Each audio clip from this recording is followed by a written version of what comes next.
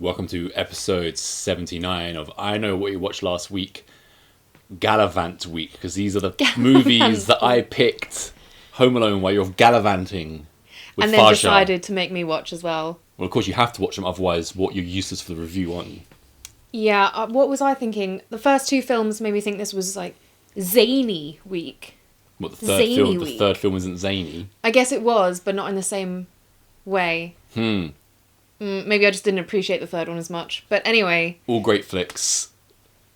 What do we get through? We started with Bride of Reanimator. Which is a much better title than Reanimator 2, which is what it's known for elsewhere. I mean, Bride of Reanimator it's obviously a play on Bride of Frankenstein. Yeah. And secondly, Reanimator is that type of film where you might as well call it Bride of Reanimator rather than Reanimator 2. So yeah, that followed by an Aussie flick, Body Melt. Body melt, body melt, body melt, body melt. Yeah, Philip Brophy, the director of that, is somewhat of an experimental musician. Yeah, did their own music, which I think very much fit with the rest of the film. And we finished off with the classic Slugs. Slugs. I didn't know this was a classic. Slugs. It's a classic in my mind.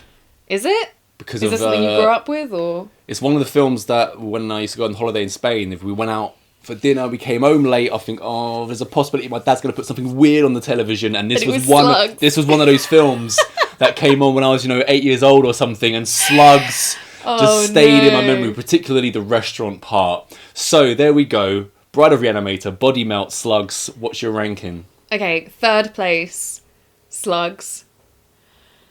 Second place, Body Melt. And Bride of Reanimator gets the first place. I've gone, fortunately, for Slugs as bottom.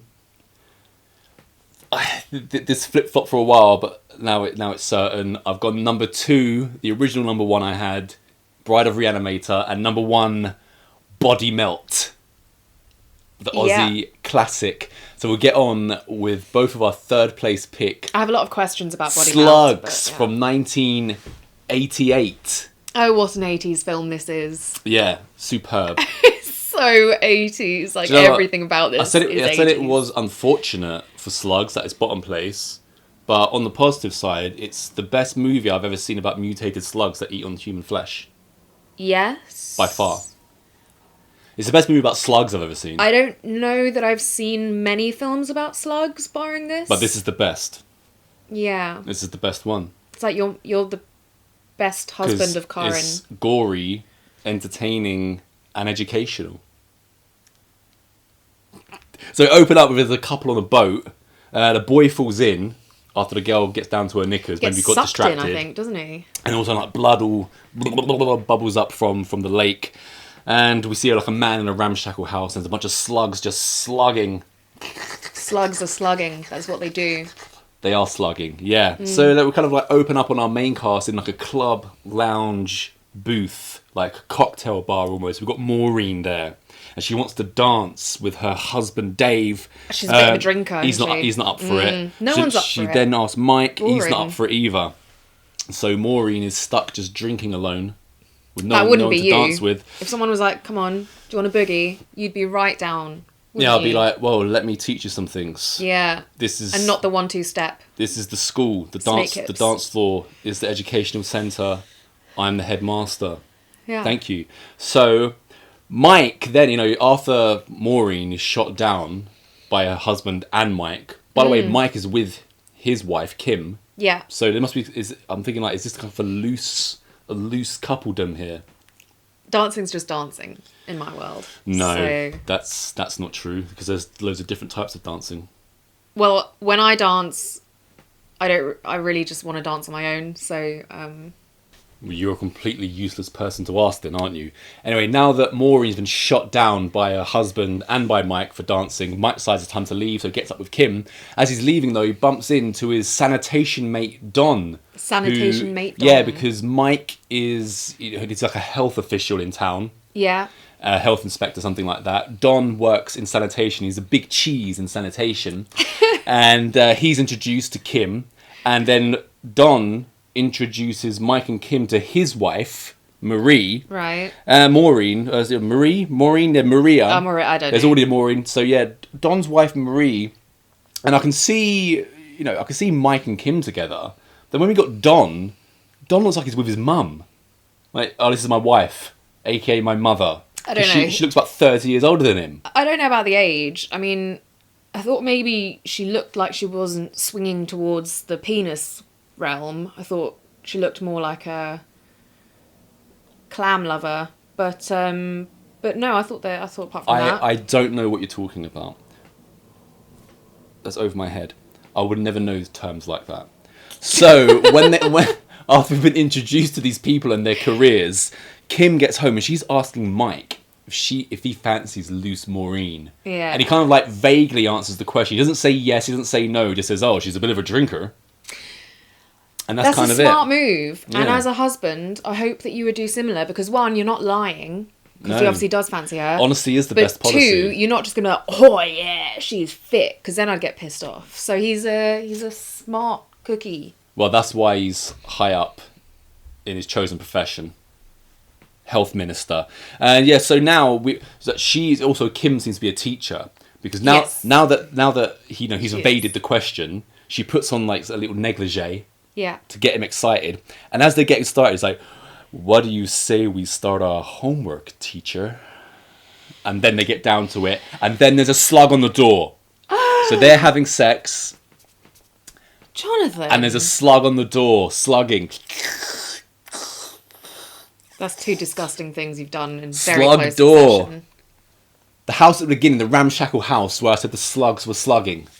Yes, you did say that. Right? Mike and the sheriff, because he's high up in, the health department, of course he's got contacts like the sheriff. So they go to this house, but it's not open, so they have to get into a window and they check it out and they come across a corpse with a worm coming out of his eye socket. And you asked a very important question. I thought this movie was called Slugs. Yeah. Not worms. There's a lot of worms in this for There are a movie about worms. slugs. Yeah, and it also turns out that this person's liver, kidney and heart have gone too. So then the sheriff and Mike, they start talking about what it could be. And the sheriff says wild dogs or raccoons. Right, that's what it could be, wild dogs or raccoons. And Mike says rats. Rats, wild dogs and raccoons. Willing not to slugs. believe the rats thing. I don't really see raccoons like going in for the heart and then being like, oh, I'll go for the liver now. And they're too cute for that anyway. Yeah, but they Can are. you imagine little Vache Bear raccoons just. But they are dressed like robbers. They've got the bloody corpse. eye mask things on, stuff like that. Is that a movie you want to see then? Vosh Bear Attack. Yes, that's a great idea. You say that, but if I found that online and put it on the watch list, you'd be like, oh my god, what have you done? Because they probably haven't done a good job of it. But in theory, I love that idea. Can you do a good job of killer raccoons? Comedy horror, yeah. Right. Mike is in his office. He's snowed under in work because you've got to keep things clean in town, right? And he gets a call from a woman saying she's got a problem with like the sewers, and Mike's complaining. He's like, "What's this got to do with me? It should be, this is Don's job. He's part of the sewer department. He's trying to shove it off on someone else. Yeah, they're trying to shove it off on him. So he goes to her house. He's like, he just gives in. He's like, right, I'll go then. And there's a stank complaint. There's a huge stank in this house. I pay my taxes. Sort out this stank. Yeah. So a sewer worker goes down underground. That's his mate, isn't it? And he starts cleaning out pipes and stuff, and what comes out?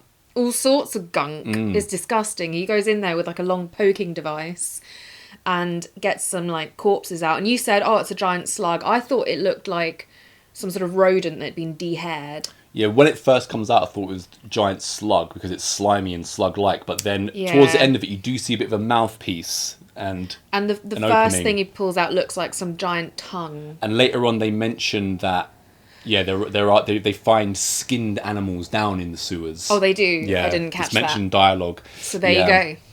So that you were probably right Disgusting. there. Now it's kind of introduced to Pam now. Pam's in class. We've got teens in class. Then we've got teens in a diner, because this is what they do, teens, isn't it? Yes. They go if to I class, know anything from watching then Grease, they go to a diner. That's what I know. And quickly after this, we're introduced to Harold in the flower store, and he's got a really moany missus. I didn't even get that they were like a couple. It seemed more like he works for her or something.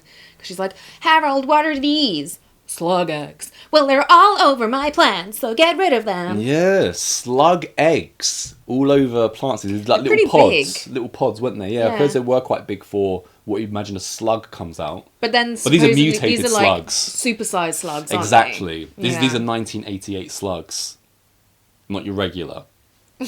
Everything was bigger in the 80s. Yeah. Hair, so after we've slugs, shoulder pads. Yeah, after we've now guitar riffs. After we've now been introduced to Harold, we cut again, and Maureen from the bar at the beginning wants to dance. She's been drinking. Yeah, she's been drinking at home cheerleader by herself, while her husband's out working and whatever. Yeah. She decides to get up, and it's time to make dinner.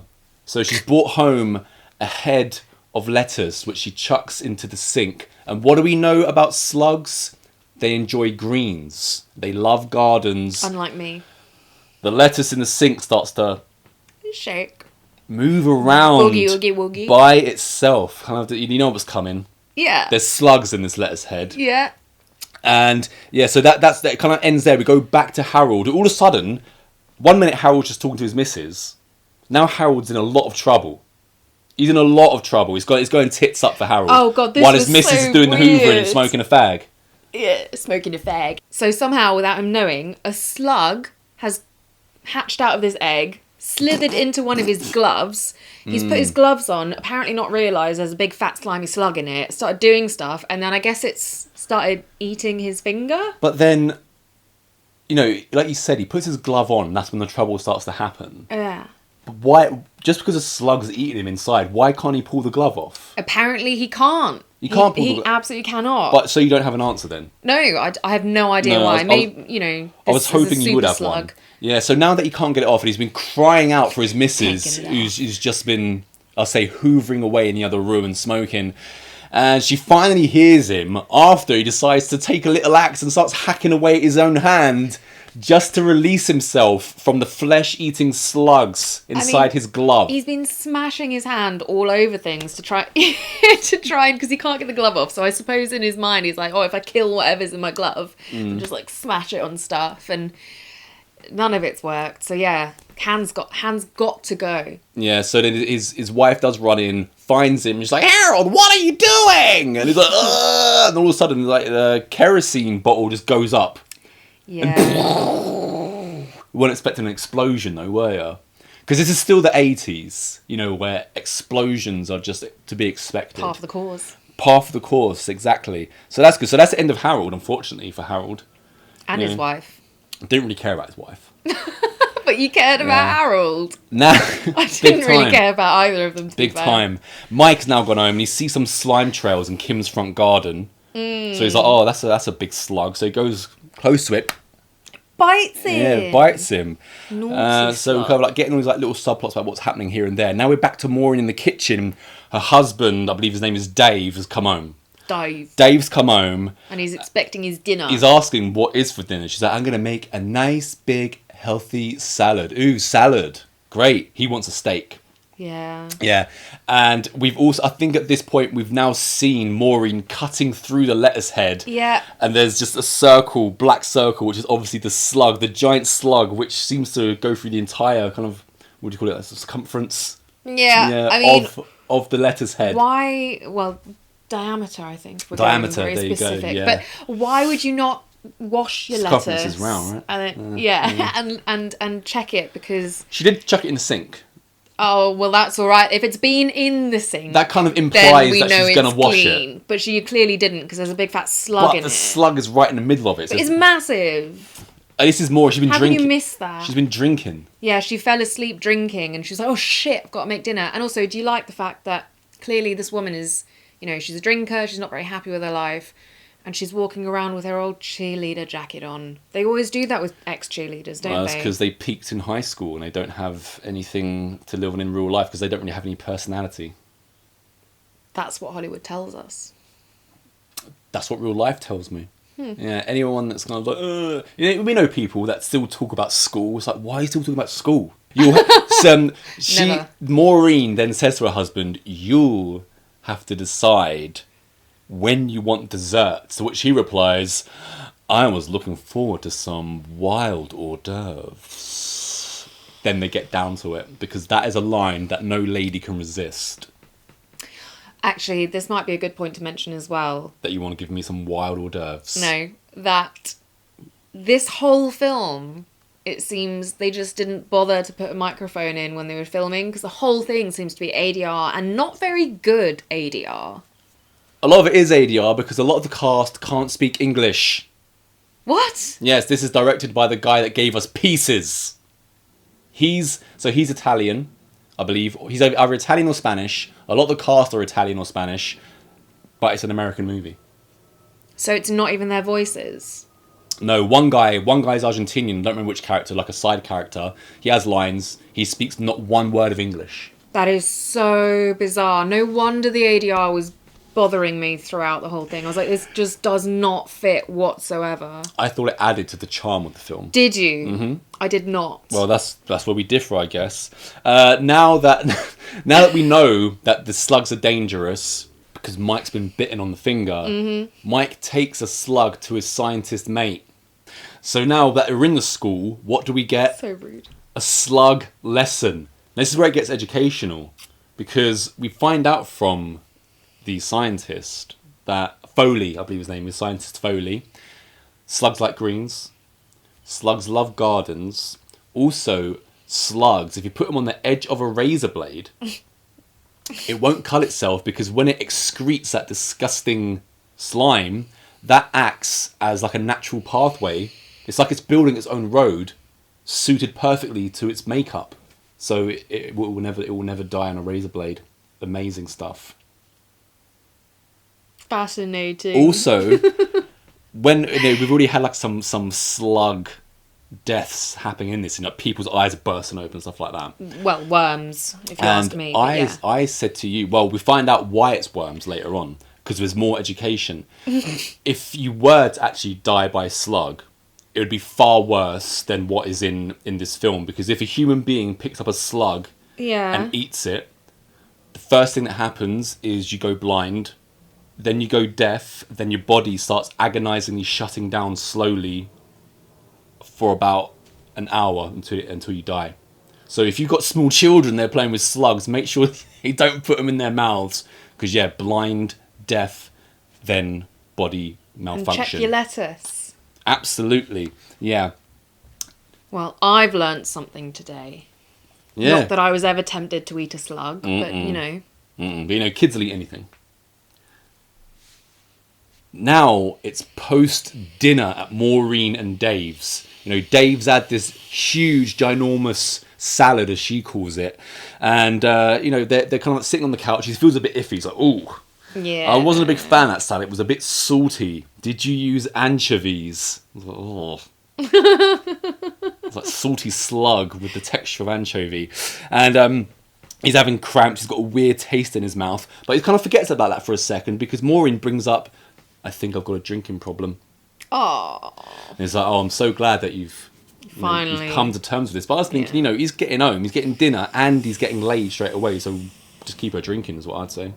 Never know what's going to happen if she starts living the sober life. What kind of hobbies she might take up instead. And, also Dave's got an important meeting tomorrow. And he's just eaten this slug salad. So he goes to the bathroom, he's a little bit groggy. Now, moving on, we introduce some new characters. We got Bobby and Laura, two teens. They're making out in a house. He kind of like pops her up on the bar, and they're kissing. And all of a sudden he's like, whoa, look at this stash of booze. And he just like leaves the girl there. And Bobby's like, he goes, oh, Captain Jack. Want some? The girl's like, no, you know what I want. And it's not Captain Jack. It's you, Bobby. She wants that sweet, sweet love. She wants sweet Bobby. And she gets sweet Bobby. Like, there's a lot of hot herbs He in this goes film. at her hard. So hard that he needs a rest. He's like, and then he's like, he reaches for the Captain Jack. He's like, I'm sorry, but he's at that pumped age, himself out. Should he already be an alcoholic, unable to keep it up? No, I wasn't entirely sure. Has he ejaculated? Is he just worn out and he's still got a boner? Or has he just gone soft? He seemed like he was more interested in the alcohol than in pussy the whole time. time. There was a lot of alcohol there. Yeah, but, I mean, it's vagina. I thought that would be top priority. They're both great. They're both great. Bobby really loves his Captain Jack. So now she's kind of like complaining, Laura. She's like, is that it? And he's like, like, and then he gets very angry. He's like, I told you, bitch, I just need to rest up. And he grabs his drink again. And all of a sudden, out of nowhere, there are just slugs everywhere on the floor. Everywhere. And Laura manages to fall into it. Did you happen to look up and see whether, no slugs were harmed in the making this production? I'm sure no slugs were harmed in making this production. Were they all real slugs? Because they looked real, but there was real slugs. Lot of them. Well, this is pre-CGI and all that rubbish. Yeah. So you're just getting real slugs. And there are slithering. There are if you go to Brazil or some place like this, Colombia possibly, there are places with giant slugs, aren't there? So yeah. Well, we were watching one of those ghosty things once, and they went abroad, and they were like, "Oh, be careful, because there are, I think it might have been snails or slugs. Yeah, snails. Deadly. One. Yeah, deadly snails. You get deadly everything. Not in England. Around the world, you get deadly everything, deadly something everywhere. Everyone's got a deadly something. So as I just said, Laura, she's fallen in to all the slugs, and there's a lot of slugs, and they're over her sharpish, and kind of like Bobby's on the bed like, ah! He's not really helping very much. I think there's not a lot he can do, because if you put your hand down there, you get infested with slugs straight away, it seems. And she's, she's bleeding everywhere, her eyes popping again, like, delving into her, aren't they? And there's not a lot that Mike. There's not a lot that Bobby can do. Bobby. So he tries to kind of escape. But he fails. But he fails miserably. Yeah, and I guess that's the lesson learnt there. Don't lose your heart on, otherwise slugs will get you.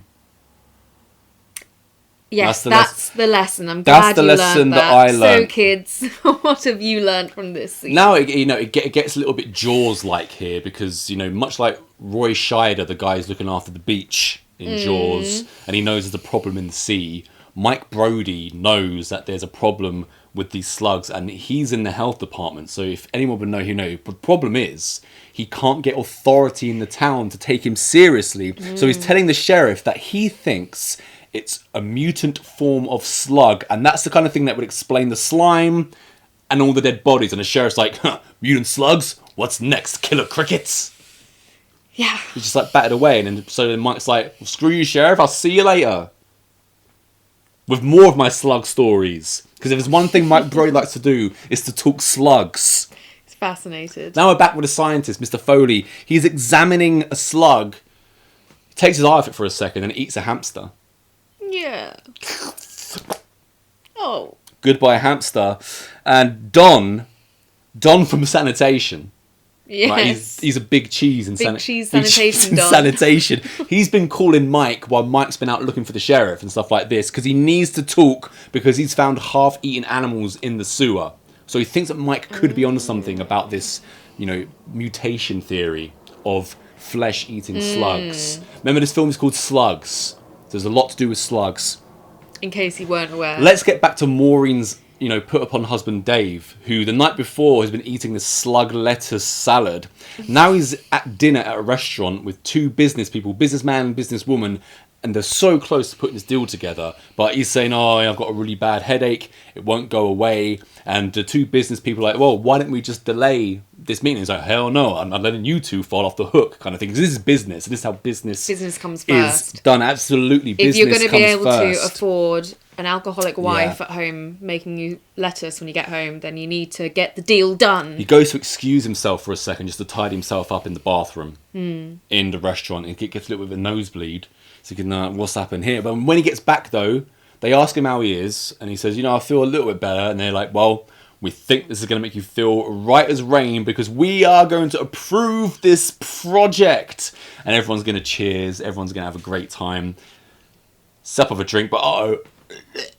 Blood is now coming out of Dave's mouth, and it really goes wrong for Dave from here, doesn't it? Yeah, you could say that. Yeah.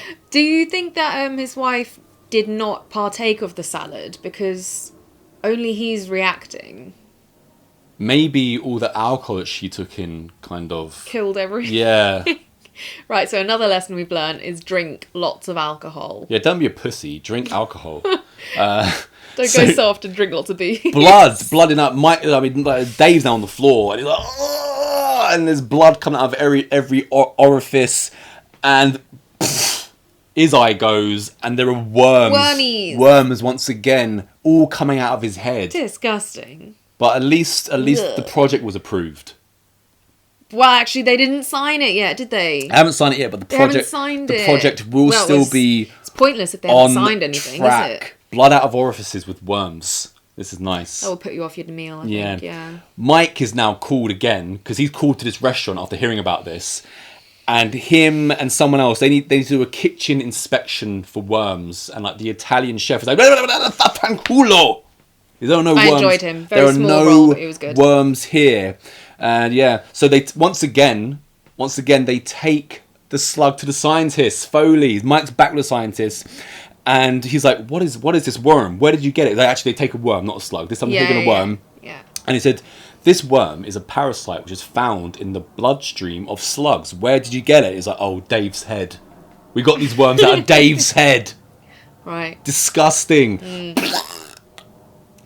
Yeah. Yeah, some Dave's head. And, the sewer, they also mentioned the sewer would be a perfect breeding ground for these things, for these slugs. That seems pretty obvious, doesn't it? And we kind of we go back to Ashton Farms. I believe, I'm not entirely sure, but I think it's Harold again, who's just been dead on the floor of his own establishment. And all of a sudden, like a giant fountain of blood and goo bursts out of his stomach. And it's got nothing to do with the story. It's like, all right, we've just seen the scientist scene. Let's just go and have a quick look at Harold. He's already chopped his own arm off and exploded. Now what's happened to him? Oh, gross. Yeah, why not? Now, unfortunately for Kim, there are slugs all about her house. They're all at the side of the toilet, all in the toilet bowl, in the sink. Coming out the faucet. Yeah, but it's lucky, though, because you've got a frying pan, just go like this in the sink. And multiple slugs just go away. While they've working out that slugs are everywhere, Mike gets back on the phone and he says, and I quote, "I need to see that fat bastard." Some fatty he needs to see. Sheriff? I'm not sure if it was a sheriff or if it was Phillips, the guy who doesn't believe as well as the sheriff. Remember Phillips? He's at his desk, and Mike's telling Phillips that you need to shut off the water supply. Yeah. And he's like, "What the hell are you talking about?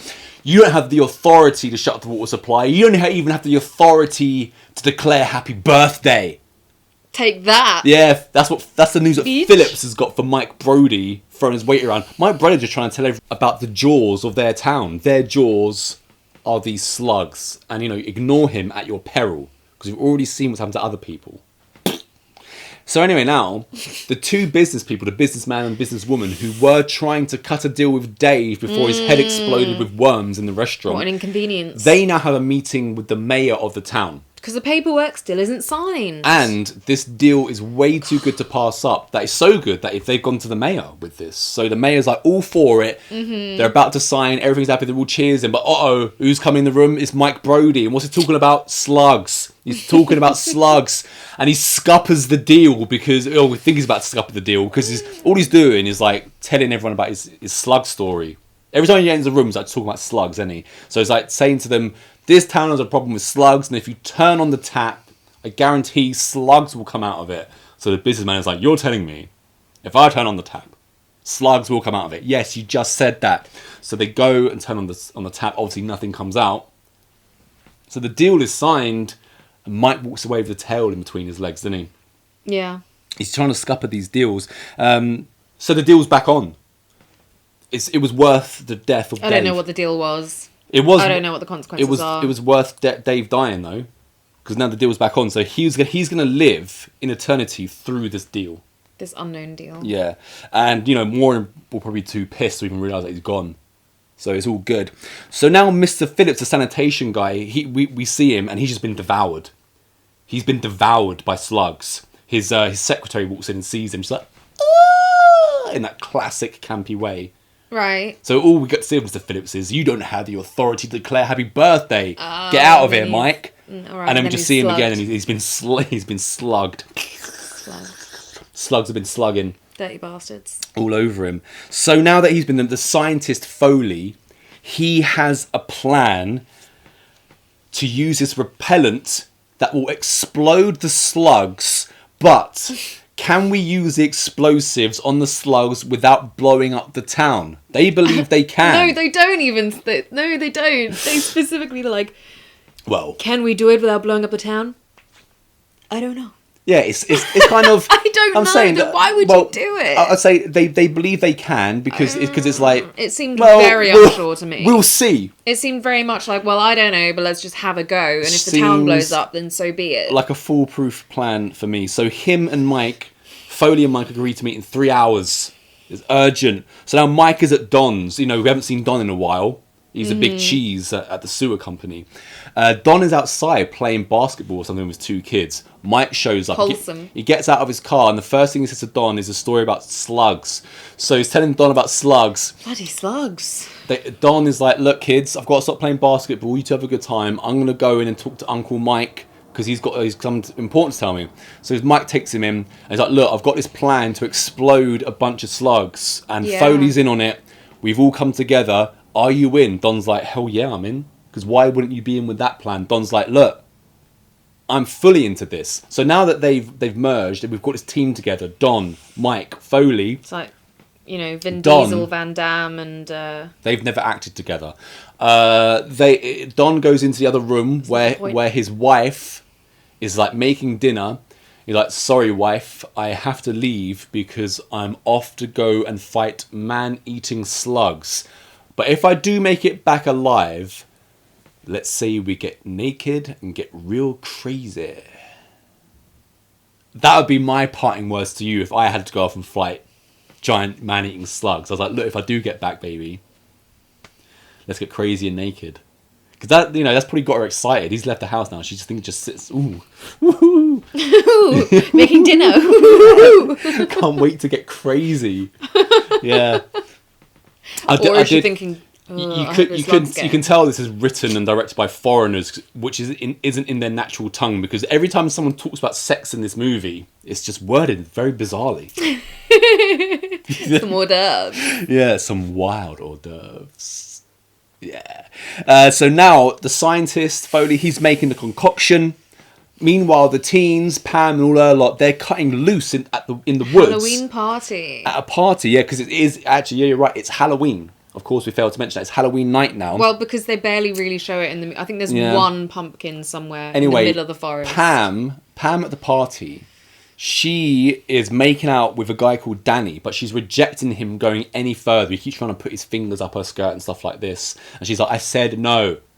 No. And he tries again. Finally tries... For the last time, she's like, I said no.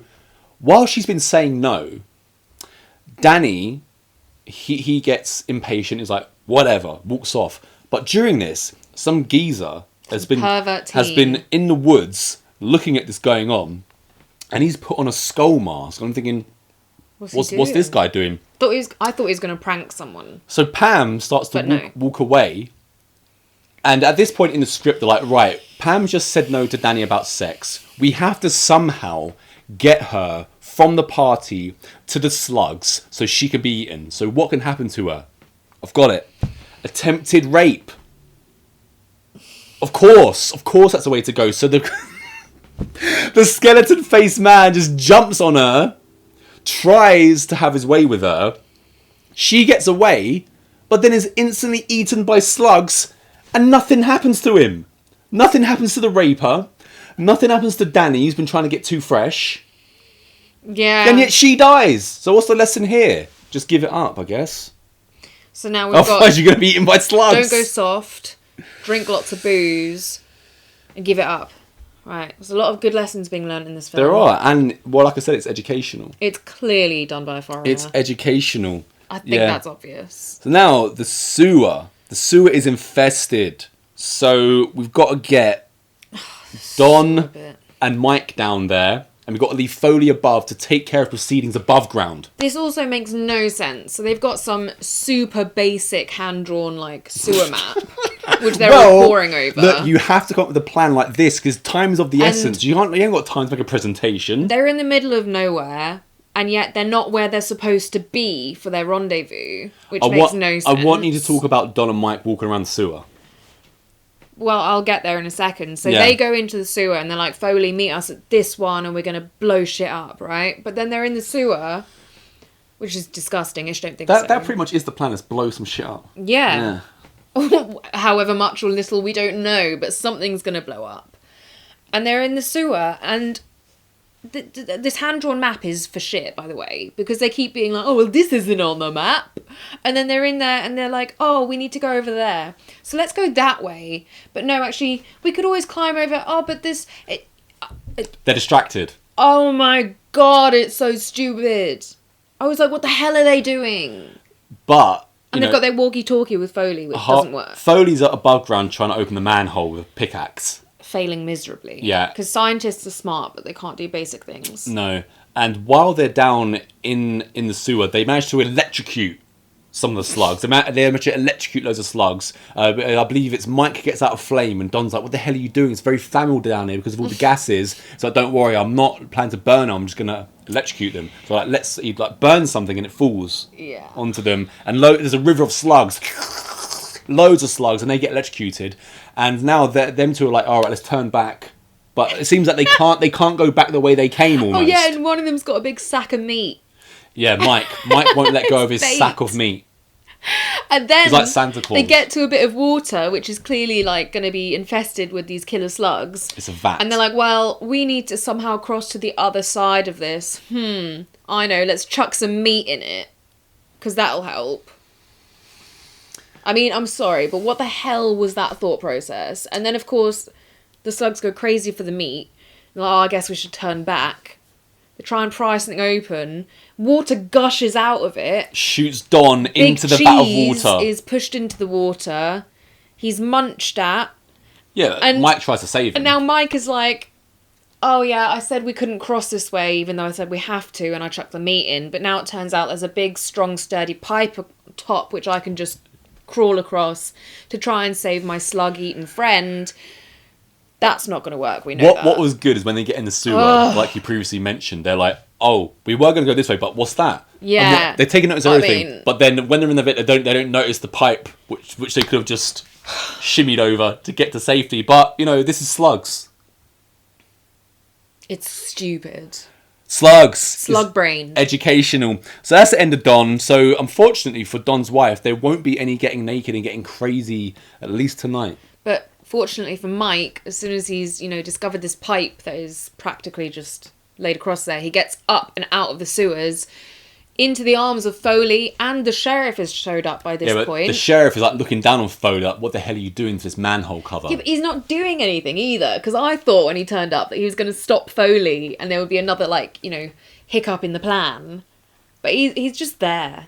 He's just supervising by the looks of it. Yeah. And now Foley sticks the concoction. The tube thing into it. I think he's got almost like a fire truck hose. Yeah, he does. Because it's huge. So how much of his concoction has he managed to make in 3 hours? Well, just the one vat by the looks of it, the one barrel. Well, it works because they start pouring it down and all of a sudden the manhole covers all across town are exploding, random buildings are exploding, the party in the woods is exploding, all the teens are having a bad time. And and still, even with the explosion at the party, the raper is still not blown away. He's just gotten away with it. Attempted rape. What is this film about? It's not a big deal, clearly. They don't need to be punished. So now, the sheriff is like to Mike, sorry about your friend. He's like, you can go to hell. Yeah, you can go to hell. And, this is no comfort to me. It means nothing now. But then, Foley. We haven't yet mentioned, because it's a speciale at this point, but previously in the movie, there have been very strange choices of musical score. Just what's going on with the musical score in this film. And this is so bizarre. It's like the musical score reminds me of end credits of some 70s sitcom. It's that kind of style. And after Mike has just told the sheriff to go to hell because Don's dead, we're kind of at this kind of point in the movie where it's like, oh, he's dead and the town's blown up. But all of a sudden the music starts up again and Kim shows up, Mike's wife. They make out, and the music makes it look like it's a happy ending. They just walk off into the distance. Well, because you missed a tiny bit after he's like, go to hell.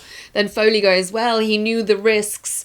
And of course, then Mike is instantly mollified, and he's like, yeah, you're right. He did know the risks. maybe you should have rethought it though, because out of the Magnificent Three, the Three Musketeers, he's the only one with kids. Mm-hmm. So he's put himself right in harm's way there. He should have been above ground and let Foley, who's got no life as a scientist, go down. And plus, he knows all about the slugs and stuff. Mike he's only got a girlfriend. Right. Kim. So yeah, I reckon it's Don's fault actually. Well, he's become overzealous. The two who are in the sewer are bloody idiots because there's a massive ruddy big pipe Hey, there. This is Mike and Don. Mike is high up in health and safety, and Don, as we said, is a big cheese in sanitation. Yeah, how does Big Cheese, with his sewer knowledge, not realise that if he opens this one thing, he's going to get blasted with water? It's stupid. And I have to say, with this film, apart from the ADR just driving me nuts, I was bored. What? Yeah. I just Are you saying that this film went at a sluggish pace? Yes. Is that what you're saying? Yes, I am. This film dragged. I didn't think it dragged. I thought it was full of action. There's explosions. There's slugs. There's exploding eyeballs. There's sex. There's drinking. There's dumb dialogue. I thought it was great. Like I said, unfortunately it's bottom, but hands down the best movie about slugs I've ever seen. But anyway, yeah, I remember this from when I was 8 and catching it late at night, and still great. Still great, it's third place. Let's get on to second place, where there's not a slug in sight. Bride of Reanimator, aka Reanimator 2. Great title, Bride of Reanimator, as I said. And, we got, in this case, we have got the man who produced Reanimator, in the director's chair this time, Brian Yuzna, who also directed Society, and The Dentist 2, Faust, which I've got back. Remember Faust? You watched it without me, so no, I don't. No, we watched it together. Did we? Yes. Oh. So, carry on. So we've got Brian Yuzna, as I said, director of Society. Also got Screaming Mad George, who did all the effects in Society, all those crazy effects. He's back for this as well. And of course, we've got the K&B effects crew in this, and Jeffrey Combs. Jeffrey Combs as Dr. Herbert West, and also Mr. Abbott back as Dr. Dan Kane. Dan Kane. Just anything with those names in it. Do you know what I also think? It's gonna be great. So just going back to the basis of this, and you mentioned it right at the beginning, that this title is like a play on the Bride of Frankenstein, and obviously Reanimator is a Frankenstein for the modern audience. But I think that's so much better, because when you look at how many versions of Frankenstein there are, I just get so bored of it. And I think this is so much better. You've taken the same premise, put it in when it was filmed, modern setting. Yeah, you just call it for a modern audience. You mean modern audience in 1985, yeah? But anyway, yeah, but you're right. Reanimator, for me, as much as obviously, got to have great respect for Frankenstein. It's one of the classics of horror. You don't need to go into it. But for me, I just way more enjoy Reanimator than any Frankenstein movie I've seen. Reanimator is like a no-holds-barred, take-no-prisoners movie, of the likes of which you don't get enough of. I can't overstate how great Reanimator is for a whole bunch of reasons, but it's so great that you're looking at a sequel and you're thinking, oh, what are they gonna do here? You think you might be possibly disappointed, but luckily it's more than good enough. It's no Reanimator. Reanimator is one of the best horror movies of all time, as I just said, but also I'd say about Reanimator, before we actually get into Bride of Reanimator, that for me, and after we're going to talk about Body Melt as well, those for me are horror comedies, right? Horror comedies and good horror comedies, the way that you should be doing horror and comedy together. It's Shaun of the Dead is horror comedy for people who listen to Coldplay and go and listen to Adele and can't tell you why it's good.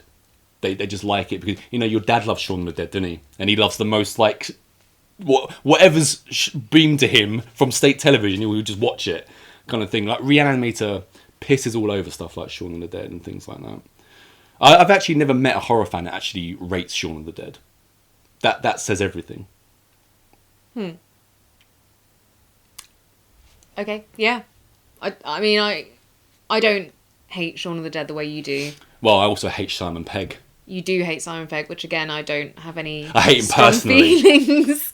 And I recall my dad watching it when I was a child, and I found some bits of it pretty creepy, actually. So it might have been that I was a child, but still. Simon Pegg and his mate, who did the Running Man remake recently, I've got no time for any of them. Simon Pegg in The Running Man? No, his mate directed it. The Edgar Wright geezer who directed Shaun of the Dead. They're all in cahoots with each other. Mm-hmm. They did that thing called the Cornetto trilogy. Yeah. Right. Sucks. So, let's get into Bride of Reanimator. And what do you think of this one? This is a brilliant film for anyone who's indulging in their sick and twisted side. And I also loved that I feel like the main character, Herbert West, in this film, Jeff Koons, would enjoy watching this film. What do you mean by that? I feel like they've completely gotten the, like, his weird personality and displayed maniacal it. Scientist. Yeah, but I feel like he would enjoy this. He would enjoy watching it, basically. The character? Yeah. Right, okay. Of course. Wasn't expecting you to go there, but that's why you're confused. But yeah, but Jeff Combs as Herbert West, this is just one of the best characters ever. Just, he's doing obviously the same thing as Reanimator, but you don't... This is acting. This is over the top. No holds barred. Just throw everything at the wall. Throw it all at the wall. Yeah. Acting. This guy is better than most. Everyone that's winning Oscars these days, they couldn't even begin to fathom what it would take to be as good an actor as Jeff Combs. Do you know what's funny as well is that obviously as a character he's kind of despicable. Yeah, but he's still like completely him. Despicable. Yeah. But I still have more respect for his character than his mate, the other doctor, Dr. Kane, who's supposed to be moral, the more moral one. Yeah. But I find him such a... He's weak-minded, though, isn't he? He's such a wet fish. He's weak-minded, unfortunately. You have your morals and you stick with them. But he has lost Meg, Barbara Crampton, in the first one. Yeah, but then he's not the same guy. He's also a bit of a womanizer, it seems, because he's just into every woman he meets. Well, he's lost the love of his life, and when you lose Barbara Crampton, especially 1980s Barbara Crampton, you're going to feel the loss. Right? So this one opens, we've got Herbert West and Dr. Kane. They're in a war barracks because there's a civil war going on, I believe, in Peru. And in the war tent where the injured are there, West and Kane are attending to someone who seems to have part of a cage lodged into his stomach, and it's all his metal rods going into him straight away. It was disgusting, and obviously Hope was kind of pulls it Great out. Effects. Just amazing effects from K&B again, yeah. And that as a practical, it looks completely realistic. And you wouldn't get disgusting, that. disturbing. Yeah, it's kind of like mayhem ensues in the barracks, in the hospital barracks, and Herbert West is shooting people in the head. Well, I feel like you kind of missed a bit. So they pull this massive chunk out of his chest. Obviously, the guy doesn't survive this. Mm-mm. So then, what do you say he's called? Herbert? Is that the main? Herbert West, yeah. Jeff. Okay, yeah. Jeff Combs. So Herbert takes some liquid, injects him. Before you know it, the guy is reanimated. The reanimator liquid. But he's a bit unruly. So then Herbert's got his gun and he's trying to shoot him in the head. In the meantime, some hot woman has just appeared, and that completely ruined that scene for me because I was like, what the fuck is she doing here? Hot women What never is she never doing ruin here? scenes for me. Why does she look like she's just stepped out of the salon in the middle of a war scene where everything is going tits up? Well, have you ever been in the middle of a war in Peru? No. Then you don't know how easy or how hard it is to put yourself together physically. And also, I think we find out that she's actually a journalist or something, right? Because otherwise, which again makes it slightly more acceptable, because if she was supposed to be part of the military, plus she's got an accent, so I was like, what's she doing with the Yanks? This is Peru. I think she's Italian or something, but anyway, that was weird to me. After this batty opening, right, cages and people shooting reanimated corpses in the head. Fun opening, but a bit weird. Beautiful women coming in. What's the point? Because she comes back later, doesn't she? Yeah. Francesca, her name is, in the show. So now we're back at the Miskatonic hospital from the original. And we've got a patient called Gloria, and she's kind of terminal. Yeah. Dr. Kane has taken a liking to her, but Herbert West is more like, she's terminal, we can use her. And he's like, she's not some experiment to just use. You know, Herbert West is just there. He is the scientist. All he cares about is his work. At whatever cost. At whatever cost. And there's also we get kind of like what looks like Frank from Hellraiser on a gurney in the hospital as well, just as a brief shot. So I wanted to put that in there. And we're quickly introduced to Dr. Wilbur Graves. Wilbur! Who is somewhat, familiar with this green substance. He's seen it around at least. He knows that it exists. Right. He's intrigued by it. And when we're introduced to Dr. Wilbur, we also introduce him to Lieutenant Chapham, who comes into Miskatonic Hospital and he's asking Graves about that night at Miskatonic, the massacre there. And while he's talking to Graves, who's kind of like, oh, I don't really know much about it, Chapham has brought in a head wrapped in newspaper. Just like, here's a head wrapped in newspaper. He unfurls it and it's Dr. Hill from the original. Yeah, just his so head. It seems they've got like a storeroom just for bits of bodies from the massacre or something, right? Because Chapham mentions before they go into the room, he says this head is in remarkably good condition considering I found it. I believe he found it like a circus or something like that. And picked it up. Yeah. I didn't catch that. Yeah, so now Chapham is going to be shown specimens from that night. Yes. Yeah. In this weird storeroom thing. Yeah, and which aren't deteriorating. Just higgledy-piggledy. Yeah. There's no order. It's like, here's a hand, here's a limb, here's a foot. Let's just stick it in there. While he's in there, as well as seeing, severed feet, hands, heads, and all this, he also comes across the green glowing goo, which, as most of us will know, is actually just the liquid taken out of glow sticks. Yeah. Don't try injecting yourself with it. Also introduced to Ernest in the morgue. And there's a ballet dancer there who committed suicide and chopped off her own feet, apparently. Chapman's not having this. Chapman's like, where's her feet? And Graves just like, they're missing. And there's an assistant guy in the morgue as well. Who's like, Ernest. there's a lot of things that have gone missing recently. Yeah.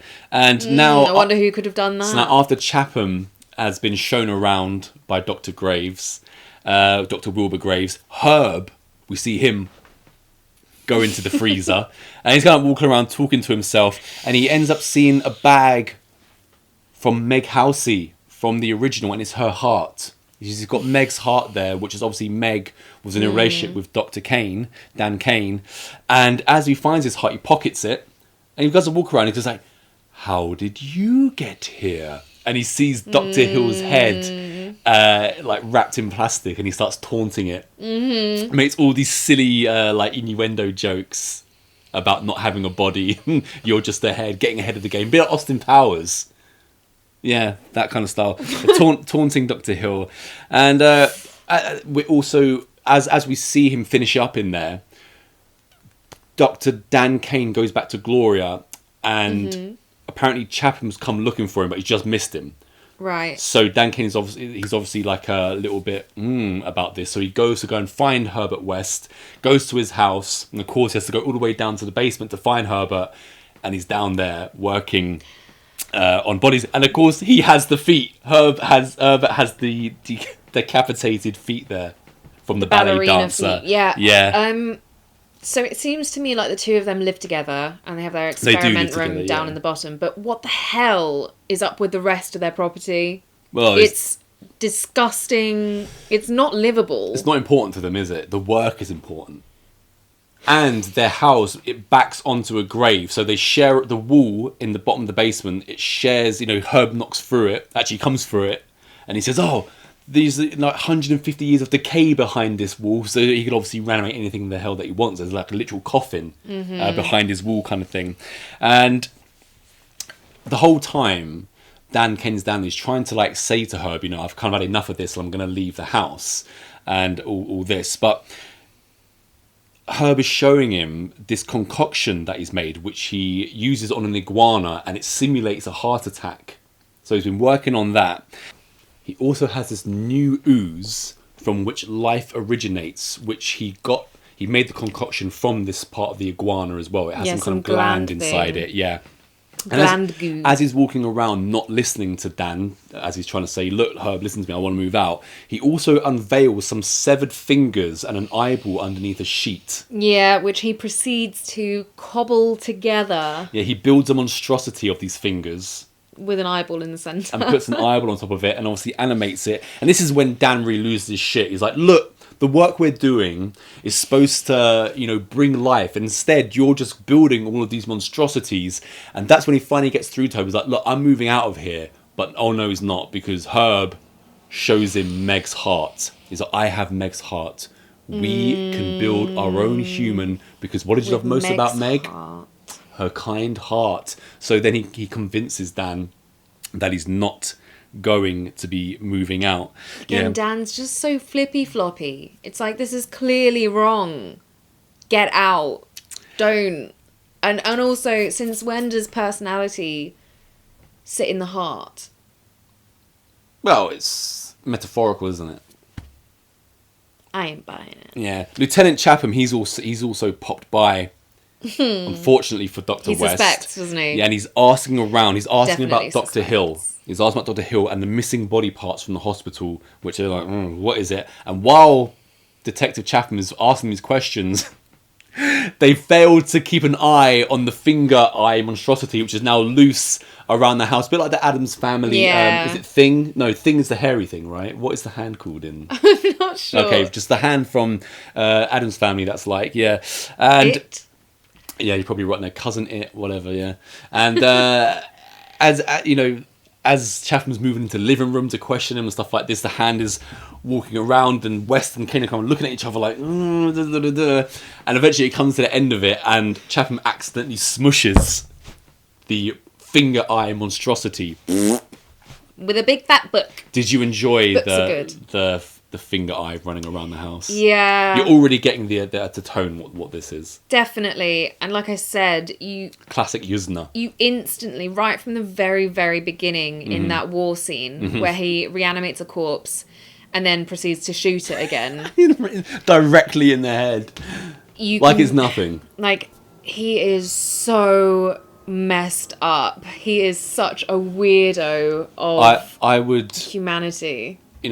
Mentioning everyone else like Brian Yuzna, KMB Effects, but for me it's Jeffrey Combs. I'll just watch happily. He's brilliant. Anything with him in it. He really sells it. This absolute maniacal devotion to science, to the death of anything else, like conscience and morals, is just, and it is completely what the original like Frankenstein's doctor thing. Dr. Frankenstein. Yeah, what he is about, really, isn't it? Yeah, they've just taken homage. it and this is Lovecraft. amped it up. Yeah. This is Lovecraft. Now we're back to Dr. Wilbur. He's in his office, and he has a practical effect bat strapped down. He's got a bat. Dr. He's Wilbur got has a bat. Yeah. Yeah. Yeah. Yeah. Yeah, like a Dracula bat, and the With bat. its chest ripped open. Yeah, because the bat is dead, and like I said, Wilbur is somewhat. He knows about this green goo, and he's got it, and he starts popping it all over the bat, which then comes alive. Yeah, poor baby. But then it escapes, starts flying around, and attacks his face. obviously attacks Wilbur's face. Wilbur manages to get the bat, puts it back down, and he scalpels off both of its wings. Yeah, that was the most horrible part of the film. Horrible. I mean, that bat thing is just kind of fascinating to look at. What is it? Is it electrical? Is it animatronics? I don't know. That's what I'm talking about. Better than CGI bats. Yeah, so now there's another bit now. We're back in the hospital and West has gone to the morgue and he sends away Ernest. And because West, he's gone there to go and collect a fresh corpse, and he puts a pair of sunglasses on it while it's sitting down. And Wilbur, so we come back to that because in the meantime, Wilbur, he now has Hill's head. He's got Hill's head. He puts it on a dish, and he just starts to reanimate Hill's head, and Hill's like, whoa. Because he needs more of the concoction to bring him to life fully. And as he does bring him to life, they start having a conversation. And it turns out that Hill recognises Dr. Wilbur from a speech that he did in Zurich. And which Wilbur's very happy about for a second. Wilbur's like, oh, yeah. But then Hill's like, completely idiotic. He's still got exactly the same personality, even though he's now just a head. Yeah, he's got a lot of balls, considering he's got none, doesn't he? Yeah. And also, it turns out, because you would think, as Wilbur does, really, initially, that just a decapitated head on its own is kind of harmless. Like, what can you do? You just wrap it up and chuck it in the bin and you're sorted. Much like Chapham. But it seems like he's got some kind of, like, mental... Yeah, we get to that later. Ernest comes into the room now. Wilbur goes and gets Ernest after he's reanimated Hill's head. He's like, Ernest, you got to come and see this. He's like, Dr. Hill. And of course, Dr. Hill doesn't respond whatsoever. So Ernest is like, is this some kind of joke? And Wilbur's like, no, he heard my lecture in Zurich. I actually really liked Ernest as well. Ernest was good. Yeah. And as Ernest leaves, he's like, think that Wilbur's gone absolutely crazy. Of course. Wilbur then goes up to Hill, and Hill was like, don't you ever do that again, you demented midget. Yeah. And then he says to Hill, you are going to assist me in my unfinished business.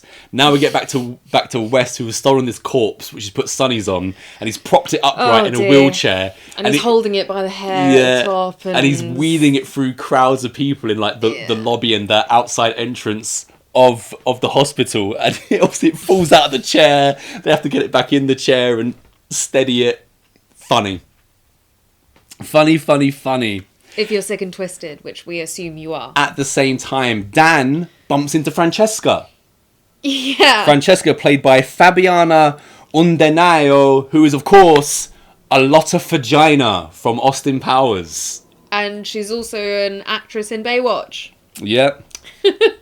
More known for a lot of vagina, I'd say, though. Yeah.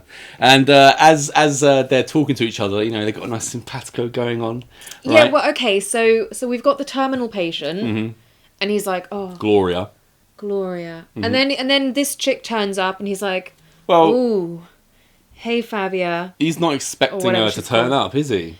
Francesca. He just, you know, he's lost Barbara Crampton, so now he wants everything. He wants everyone. I was like, this is supposed to be the guy that you sympathise with, but I think he's a bit of a wishy-washy. Gloria's going to die, so he needs a backup plan. He's already mourning Meg. Now he's going to be mourning Gloria. Luckily for him, here comes Francesca. Wonderful Francesca. And they're making a little date. You know, he invites her back to his disgusting house. She says that she'll make dinner, and she hopes that he really likes garlic. And as Herbert West sees them talking to each other, Johnny shivered at that. He walks by and he's like, "Don't let the little head overrule the big head." Impossible. After Dan, who you hate, and Francesca have now made their dinner date, Chapham comes and he starts questioning Francesca about, well, Kane, Hill, the whole shebang. And the massacre night as well, right? Yeah, so I was talking about the whole shebang. Oh, that's the shebang. Yeah. Okay. Yeah. So he takes her to this ward, and he's telling her about Hill's twitching head, and he mentions, you know, in all my years on the force, I've seen death left, right, and centre, but I've never seen a head that continues to twitch after being decapitated. Mm-hmm. And he takes to this ward where there are like 3 reanimated bodies just going absolutely loopy, like banging into the glass and stuff like that. Yeah, I mean, they've lost hair, they're like oozing, they've got disgusting pussy stuff, and they go into that room and she gets attacked by one of them, doesn't she? She gets attacked by Elizabeth, who is Chapham's wife. He reveals, yeah. So now we know as well why Chapham is so invested in figuring out what the hell's gone on, because it's his wife. West has reanimated his wife, yeah. And let's say she does attack Francesca when she's in there. Francesca's a little bit shaken up and stuff. Now we're back to Herb and Dan, and they're just working on a mutilated corpse. I assume the one that they've stolen from the morgue and put the sunnies on. And they're trying to make their circulation parts work. Because you see these little kind of like straws, like bendy straws almost, all throughout the body. Yeah. And it will have like sound as the circulation of the blood starts to work in the body. But this was the thing I didn't really understand, because they can't have used the whole body, because they've been taking body parts so far. And then also when, you know, there's a scene where Herbert explains, oh, this hand and this foot and this. So it isn't just from one corpse. No, but this isn't to build the entire thing. This is to check that the circulation theory will work. So that's what they've done with this one, and all of the nice scientific apparatus in their basement is all just nicely done. You know, there's not a part of the frame which isn't filmed with like beakers and giant glass pots and things like this, specimen trays. Yeah, really like that. And I also really like the way that the circulation starts going through these tiny little straw pipes that they've put into this body. It's weird, isn't it? Yeah, you can see the gap between all the limbs where the fake veins are, and of course one of them hasn't been attached properly, so they have to like. Yeah, there's like a contusion. Yeah. But amidst all their work, Dr. Kane's forgotten that he's invited Francesca around the house to make dinner. Also, there's a knock at the door. He has to rush upstairs to kind of entertain her. He realises he's got blood on his shoes, which he's like trying to get her not to look at. And he's apologising for the state of the rest of the house, which you've mentioned previously. Well, even if he'd remembered she was coming and spent some time trying to, clear the place up, I would never invite someone into that abode. No. Well, you're not a crazy scientist or a scientist that had just lost Barbara Crampton. So yeah, so now he's decided, right, I can't just like be going back down to the basement. So he stays up there while she cooks dinner, tasting her sauce, and they're tasting each other's faces, all this kind of thing. And the next thing you know, they're exchanging fluids. And while they're carried on working, while they're exchanging fluids, Chapham has pulled up, right? And while Dr. Kane has left Herb to his own devices, he pulls out, well, he's already got a foot on the table, and he also pulls out an arm. Right, oh god, yeah. Merges it together, and then obviously gets out the reanimator juice, animates it, and also like kicks him in the head, and he's struggling with his foot and hand, and he ends up putting it into like a dustbin, and as he's wrestling with it in the bin, he comes out with it in a plastic bag. Yeah, and chucks it through the wall hole, doesn't he? Yeah. And again, I feel like it's these things. So the finger monstrosity, as he called it, this hand-foot... hand-leg. Amalgamation. These are the things that show that he's not... That's not for science. No. He's just messed up. Mm-hmm. Because there's no way... Like, he knows what this is going to do. He's clearly done it before, and he's still doing it. He just finds it amusing. Yeah. And that's why I said that character, I think, would enjoy this film, because there's so much of that grim, dark humour. It's pretty morbid stuff. Yeah. Yeah. This is proper horror comedy. I love that scene with the melded hand and foot and getting kicked in the face and putting it in the bin and that he gets so mad that it's like attacking him. Exactly, He's like, well, you did that. Unfortunately for Dan and Wes, Chapham turns up also, and also when after Wes has thrown this leg hand monstrosity away, he also catches Dr. Kane and Francesca in bed, so he sees that they've gotten together because their house is just open. Like, you just walk past it and just see what's going on. So Chapham is there. He goes down to the basement and he sees everything. Obviously, Herb tries to stop him from going in there, but he doesn't really have any authority to stop a policeman from going into his basement. And when Chapham gets in there and he sees everything, he starts then going on about his wife. He's like, "You killed my wife and reanimated her." Da, da, da, da, da, da. But then Herbert West is like, well, actually, she died from a bunch of blunt force trauma, and I know that you killed her, so I don't really give a crap, and I'm just going to do whatever I want for you. And Herb ends up killing him. Yeah, I think that, again, is a fun little touch. He heart attacks him. So when I mentioned earlier on that he made that heart attack concoction, he gets the cloth and puts it in Chapman's face and simulates a heart attack, so now he's dead. And again, it's showing that this guy who's, a cop, and at first you're a bit sympathetic, you're like, oh my god, his wife, and blah, blah, blah, and that's what he's playing off. But actually, he's a scumbag. Everyone's a wrong un. That's what I love about it, yeah. Bit heatheny, that. Yeah, because everyone is a shitbag in real life. Alright, so he's been heart attacked. Now Dan comes down there and he finds him. He's like, Herb, what the hell have you done? You've killed a police officer. And Herb's like, don't worry, I can have him up and about walking the streets in minutes, kind of thing. And so he does. He reanimates him. But obviously when Chapham comes back to reanimated, he's incensed. They end up chopping his arm off. Yeah. And they chop his arm off. And as he's then coming at both of them, Dan Kane grabs a gun. And Wes shouts out, use it, Dan. He's a wife beater. It's like, don't forget everything that is wrong with him. He's like, you're a wife beater. You deserve to die. And fair play. And doesn't reanimated Chapham Copper now also kind of come across Francesca? Yeah, because he escapes the basement. Yeah. After attacking both Kane and Wes, and when he goes into the house, he ends up kind of like slumping onto the sofa, and Francesca then finds him on the sofa, but her dog Angel is there. I don't know if we mentioned that she also brings her dog as well as dinner, and the dog Angel attacks Chapham, and he starts spinning around with this dog like hanging off the end of his arm. He ends up like throwing it against the wall, and it like falls against the wall. It's as animal lovers. This is not an effective scene. It's just funny, like seeing a dog being spun around on your hand and I suppose the fact that I felt more sorry for the animatronic bat than this dog because it's so they really concentrate on the bat though. Like, how awful is that? Yeah.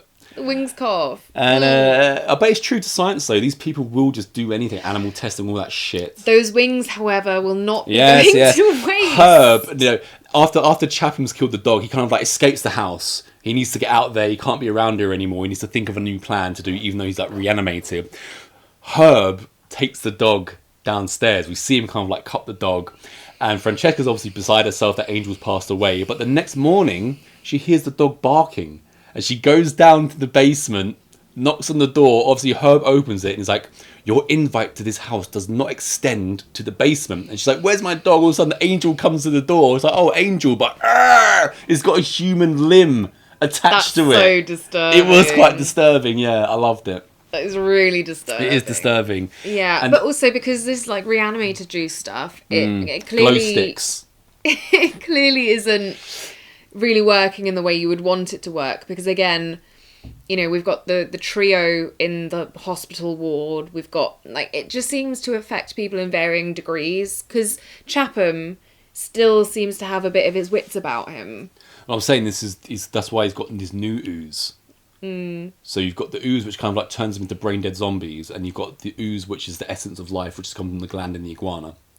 But he's still, got goo and crap coming out. And also he does deteriorate somewhat later on in the movie. So after Francesca's seen her dog Angel with a human arm, she then has a go, obviously, at Dr. Kane and runs out the house. Now Dan has definitely had enough, right? But he then sees Gloria on death's door in the hospital. Yeah. And she flatlines, and himself, he kind of like freaks out because a bunch of blood goes over his face. So Herb West tries to save her by opening up her stomach. That was very nicely done.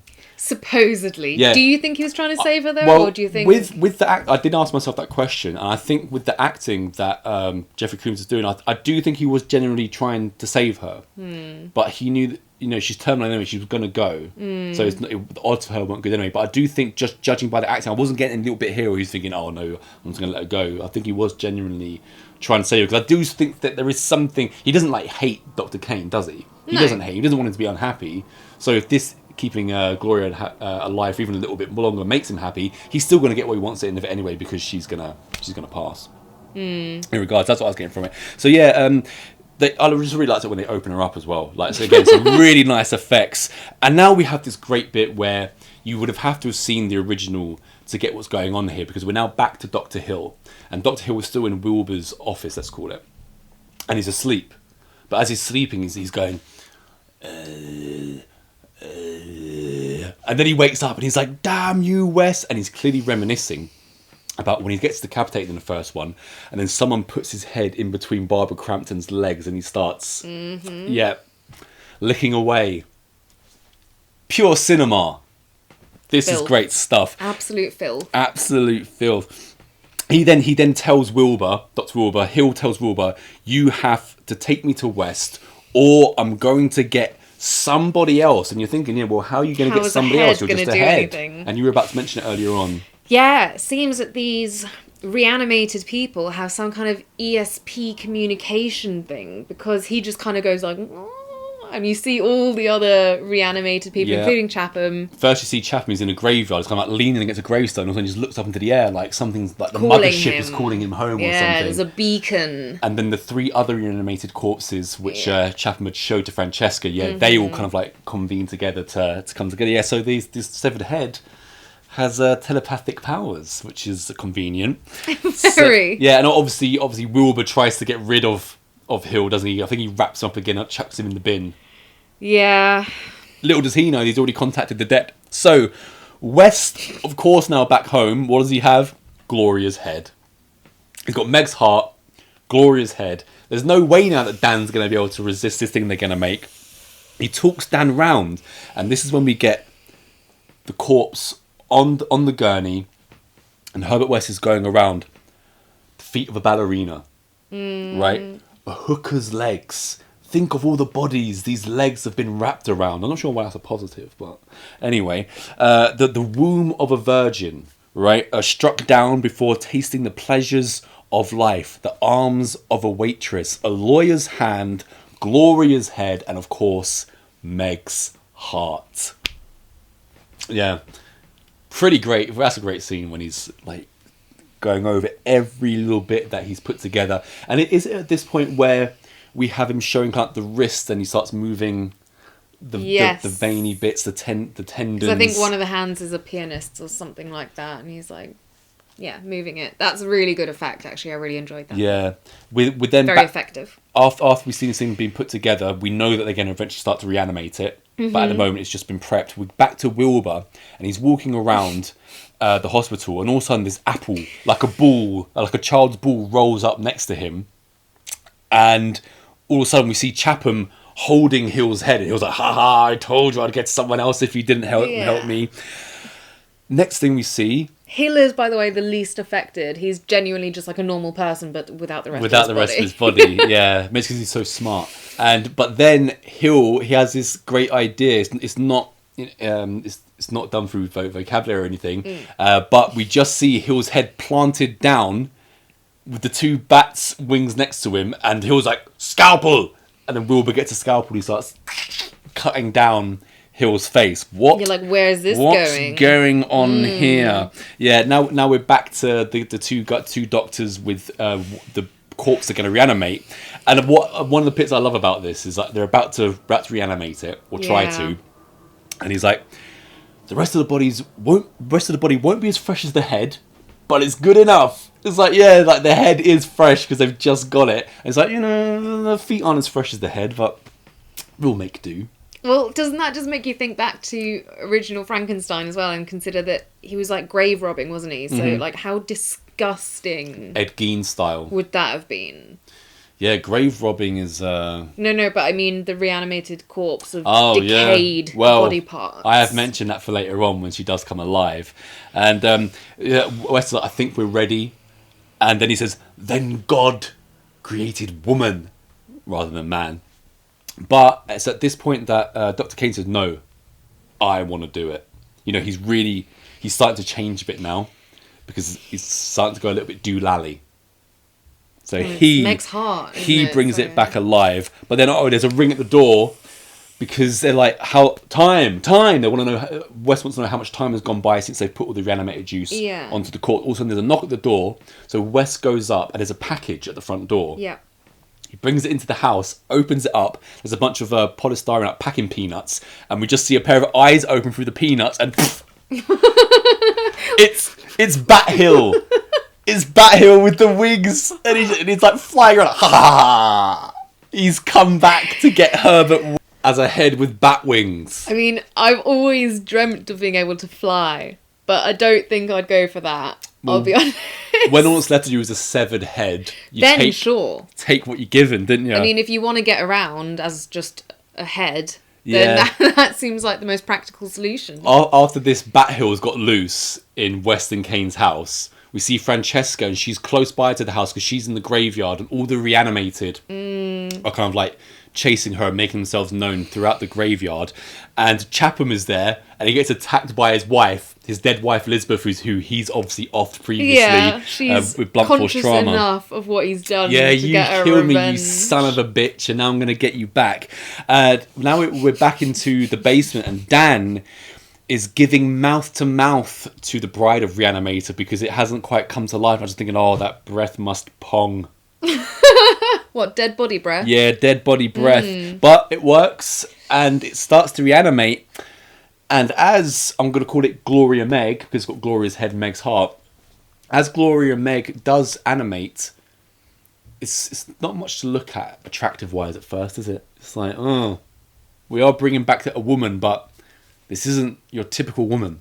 Do you not? Well, I mean, it's got bits and pieces, and it's not quite fully together. It's a monstrosity, like the rest of Herbert's creations. It's a monstrosity. That's obviously how it's supposed to be, and also I think it was a nice touch that they definitely.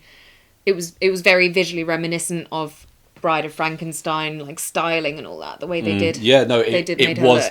I was obviously just making a joke about it being not attractive. Dr. Dan Kane's standing thinking this is going to be my new bride. I'm like, oh, I'll give it a second thought if I was you. But yeah, the design of it is pretty great, I thought. Is fantastic. Yeah. And her performance when she then is reanimated, I love. It's great, yeah. We get to that in a little bit. Dan, after reanimating, so like West and Francesca have been attacked a little bit by the reanimated corpses. It all calms down a bit. They get to the house, and all of a sudden, Dan is like, West, I want to introduce you to Gloria. And she's standing there. Herbert West walks up to her. He's like, my creation. But she's kind of scared of him. And he takes offense to that. He's like, I created you. I gave you life. Yeah. And all she can seem to say is, you made me. But she seems to say it to Dan at this point has gone doolally. Like he's just off in a different place at this point, because Francesca is in the room and she's like saying to him, she's dead. Yeah. This isn't a living real thing. She then also warns them that they're coming. They being the reanimator. All of a sudden they all break in. And what I love here is when Chapham breaks in, he holds up his police badge. He's like, so he's deteriorating quick. That was nice, yeah. Herb's in kind of like shooting at the dead. Francesca sees Dan with Meg. Once again, says that she is dead. And at this point, we then get this amazing speech by Herb West, his My Creation speech. And he kind of like, he says something like, I will not be held back by the failures of your God. He has that God complex to a T and then some, doesn't he? Yeah. And he's so great at getting that across, though. Like, the whole movie, not just this one, but obviously the original as well, as batshit crazy it is, all just rests on the performance of the guy playing Herbert West. And it's genius. But also even though essentially this is the same thing again, it's still good. But also Gloria Meg, as, when she's reanimated, with barely anything to say, but she goes through so many emotions again. Like, you made me, you made me, you made me. Yeah. And then she gets pissed off at Francesca as well. Yeah. She's like, no, Dan's mine, bitch. Meg / Gloria attacks Fran, and there's a fight, and the boys are just looking on, and Herbert West is like, your girlfriend doesn't stand a chance. Our girl is far superior. Yeah, kind of thing. Oh, she's got super strength and all that, doesn't she? All of a sudden, Dan somewhat clicks back into reality, and he stops Meg / Gloria from attacking Francesca. And it's at that point where she starts to get sad. She's like, don't you want me? Yeah. And she comes onto him. And he's like, well, actually, I'm not sure I do. Yeah, because like I say, he's switched back into some kind of like proper thinking. Again, what the hell is wrong with Dan? Like, you shouldn't have gone along and reanimated and then changed your mind. I mean, he's just as much of a scumbag, really. It's as great as the film has already been. It's now when you get kind of like the piece de resistance. Is when Dan has now rejected Meg Gloria, and she's like, what do you want? And she reaches into her own chest and she pulls out Meg's beating heart. And then it starts to go really south for her as a creation after she pulls out the heart. And And also, the little, like, hole in the wall thing to the grave bit gets knocked in. Yeah, but just before this, as she's pulling out her heart, she then, like, gets mad and she starts to strangle Dan, but then her hands come away and are, like, just her hands are just, like, left on his neck kind of thing. Meg then, she removes her own head. It's like... It's almost like it's going backwards, like she's pushing out the spine as well. And this is all happening in between, like you say, all these rejected, reanimated bodies are now coming into the room, which Herb has discarded previously. So again, we see just how, like, depraved he's been and how many of these little amalgamation things he's made and just chucked in there. I was wondering the whole time, though, like, because, for example, take one of your favourites, the foot-hand combo. Like, obviously they're reanimated, so they're moving, but do you think they have a consciousness? Yeah, because when he was forging together the foot and the arm, obviously the foot was already there because he's been tickling it and stuff like that. And when he does pull it together, you can see that the foot is in pain at being melded together just through bone and tissue with the arm. So yeah, every little piece is conscious in my mind anyway. One of the best rejects monsters that comes out is this double-sided headed woman. It's got a face on both sides that it can, like, twist its head. Just real monstrosities coming through this wall, which Herb has been, he's just demented, isn't he? I say that Dan's lost it. Herb lost it way before Dan did. They just lost Herb it. Did Herb ever have it? They've lost it in different ways. I just don't know. Yeah, I mean, before he turns up in Reanimator, I guess he's already. But in this one, he's just. You would say that this guy, has some kind of spectrum thing where he just doesn't have any compassion. He doesn't feel things like that. I guess he has so much of this stuff now. You've got different kinds of ooze now as well. It's a bit like, when you're poor and you want to do cocaine, you can only have a couple of lines, but then you get loads of money, you can do as much cocaine as you want. It makes you do crazy stuff.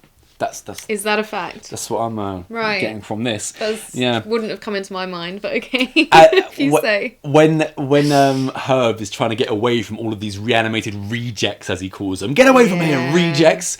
He breaks through another wall, but it's Bat Hill. Bat Hill meets him, and Bat Hill is flying around attacking everyone. I love Bat Hill. I can tell. I absolutely love Bat. It's so bizarre. And it's classic Brian Usna style. The space very quickly, because everyone's just going mental as space starts to cave in, doesn't it? And Bat Hill's like, you'll never make it out alive, West. And we think that West is buried underneath all of the concrete and the rubble and stuff. Dan and Francesca managed to get themselves out back into the cemetery garden. Yeah. Bat Hill is also out there, but he's trapped underneath rubble as well. But he's just laughing away maniacally. Like, I've got you, West. All he cares about is that he's got West. Doesn't care that he's got a pair of wings stretched to his head and stuff like this. And that's pretty much the end of it. Dan and Francesca will walk off into the distance. We don't know what the fate of Herbert West is, or do we, because of the third movie. And we don't know what the fate of Bat Hill is, because he's alive. And it ends on this great shot. We've seen what's happened to West. We've seen Bat Hill. We've seen Dan and Francesca walk off. And then we just go back down into the basement, and the camera kind of just swoops in on just the boom, boom, the beating heart, which eventually stops. And it's surrounded by this wonderful lighting and scientific apparatus. And it's not number one for me this week, number one for you, but great film. And the only reason I didn't put it number one really was just because it was a sequel. It's that's really what it's that close. Body Melt, I obviously think is a great film. I still feel like you could watch it on its own, though. I don't think you have to have seen the original. You do need to have seen the original just for the tiny little things that I mentioned, like the whole tongue dream and stuff like that, and why Hill is going. Well, it would add to it, but it's not one of those ones where you can't watch it standalone. There was actually a completely different script for this, written as a shooting script. It was all ready to go, but then stuff just fell apart, and they had to put this together hodgepodge. So considering that they put it together hodgepodge is pretty great as well. Yeah. And Jeff Koons, one more Reanimator, please, as well. I haven't even seen the third one, Beyond Reanimator, but if there are only 3 of these, we need at least one more. Because this is the whole concept of this, just what they've done with taking the Frankenstein influence and what they do with it. More or less what Stuart Gordon, the original director, did with it. I love his movies in general. But Reanimator is his crowning glory. It's also Jeff Coombs' crowning. It's Brian Yuzer's crowning glory as well. Everyone that's involved in this pretty much is their crowning film. It's kind of an underappreciated film. And I don't really know many people that talk about Bride of Reanimator, so it deserves more viewing, certainly. So let's get on to what is my number one and your number two pick, all the way from Oz, Body Melt. Body Melt, a melt movie. You know what melt movies are? No, this is your first experience of a melt movie then. Movies like Street Trash. Yeah, disgusting movies where people melt. Melt movies. So it's a literal... subgenre, melt movie. Yeah, this is a melt movie. And, yeah, Body Melt. Philip Brophy, writer, director, composer, nothing budget. What we have the Noble family. A guy called Thompson, who's the jogger. Yeah. He's got a wife, Angelica. He's also got two kids. We've also got Sal and Gino, the two teens, all living down the same road. And we've got Brian and Cheryl, who are pregnant. And they are residents of suburbia, a place called Pebbles Court, I believe. And they find themselves, somewhat unwittingly, as guinea pigs in a health experiment involving this vitamin or this health supplement called E59, which has been pumped out by this company called Vimuville, which is a health resort which is built on a toxic waste dump. Yes, nicely rounded up, because I have to admit with this one, it was super entertaining. You can tell that there's zero budget, but that the people are all, really passionate about it. But I definitely missed loads of story details. I'm not sure it's supposed to be completely linear. This is all supposed to make sense. It's more of a parody, a satire on kind of suburban living, I think. And you get this, it's almost like a play on the people that I just mentioned, the Noble family and all those living in suburbia. They're almost like what I said about the people who think Shaun of the Dead is a good horror comedy. These are people that will get into the latest health fad, just watch the latest TV show because it's beamed at them, and it couldn't tell you why it was good. And they will do anything to live a longer, healthier life, but what are they really living for? Because they're not really living. They're just trying to elongate their life. There's no drinking, there's no smoking with Mr. Jogger guy, stuff like that. So it's more of... So life isn't worth living without drinking. No, life is worth living, but you shouldn't just completely stay away from vices and live a completely clean, boring life, because then what is that? Why are you even here then? You have to have a purpose. A purpose isn't just to elongate your life.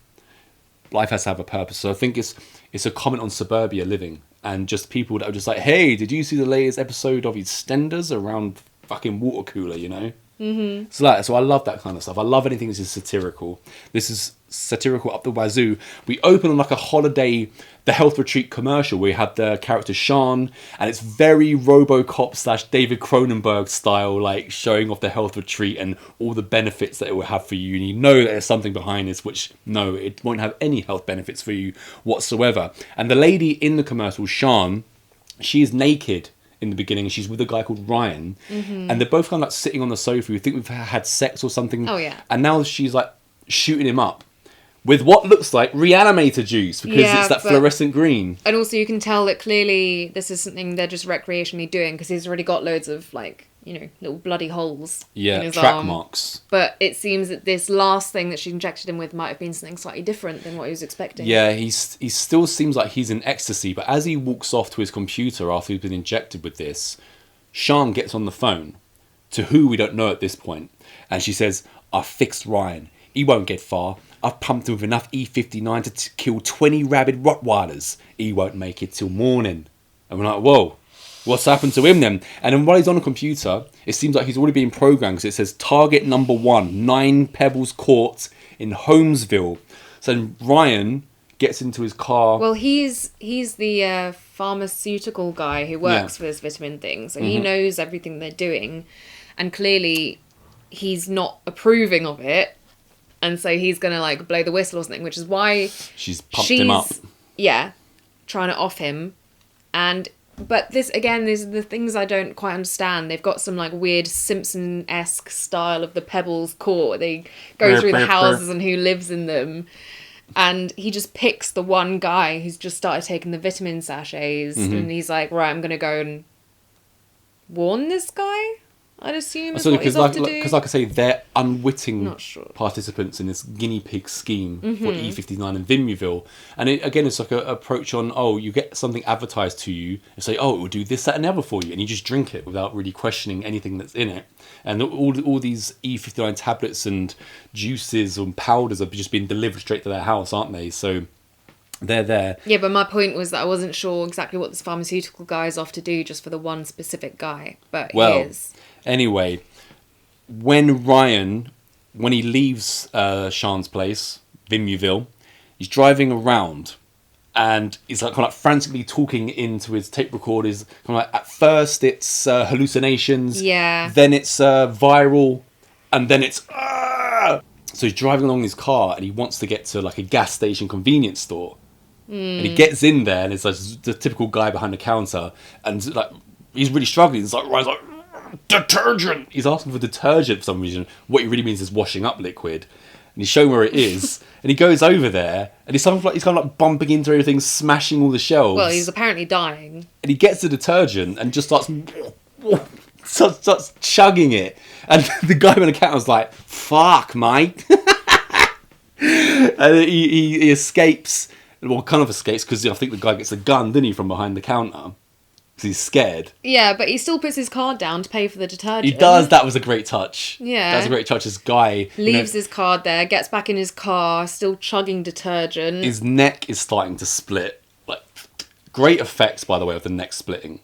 Yeah, that was, for no budget, fantastic. As he's getting back into his car after like filling himself up with washing up liquid, he erratically drives out of the gas station. He's pumping it down the road. And he's just like, again, like squirting himself with all this detergent. He drives past two cops who are stagnant in their car. And they give chase. He ends up driving into Pebbles Court. But he drives into a van, goes through the windshield. And when we see him on the floor, the split in his neck have all of these tendrils flapping about all over his face. I love stuff like tendrils flapping about over people's faces. Worms and slugs. Hellraiser stuff, Lovecraft stuff, anything like that. Great. And another superb effect. Well, I also assumed, so this guy's the pharmacist and he's gone, like, when he's looking for the detergent, he was reading the ingredients list, so he's clearly looking for a specific one. So I was led to believe, wrongly, that he was aware that this would counteract whatever he's been shot up with, but clearly it didn't work because, he's dead. Yeah. Maybe it would have worked if he didn't crash his car, possibly. Do you think? Maybe you've had a bit more time to... I don't know, because he downs it and then his neck's still splitting. And to be fair, so Sean has said he's been pumped up with enough of this stuff to kill 20 Rottweilers. So you think, there's probably no end for him. While he's gone through the windscreen and his tendrils come off, obviously two cops come and like tend to him somewhat. All the neighbourhood people are kind of like gathering around, like, what's happened here? At the same time, we've got Paul, like the single guy from the neighbourhood, the main guy. He's in his house and he's got a Phil Collins portrait on his wall, which just says everything I was saying about the whole suburbia thing. Like, this is in, I think, 93. Regular people will just be listening to Phil Collins because that's what suburbia people do. Yeah, even though he's got a few good tunes. Easy Lover. You seem very judgy today, Johnny. I'm very judgmental about people's musical taste, certainly. Especially if you listen to Coldplay and Adele. Well, being an Englishman, I do apologise to the rest of the world for the likes of Coldplay and Adele. We don't all back these people. Yeah. So yeah, this is, as I said, this is another play on people who like regular stuff and try the latest fads. And, we have these two detectives, Sam and Jono. Jono's a proper Australian name, isn't it? Jono.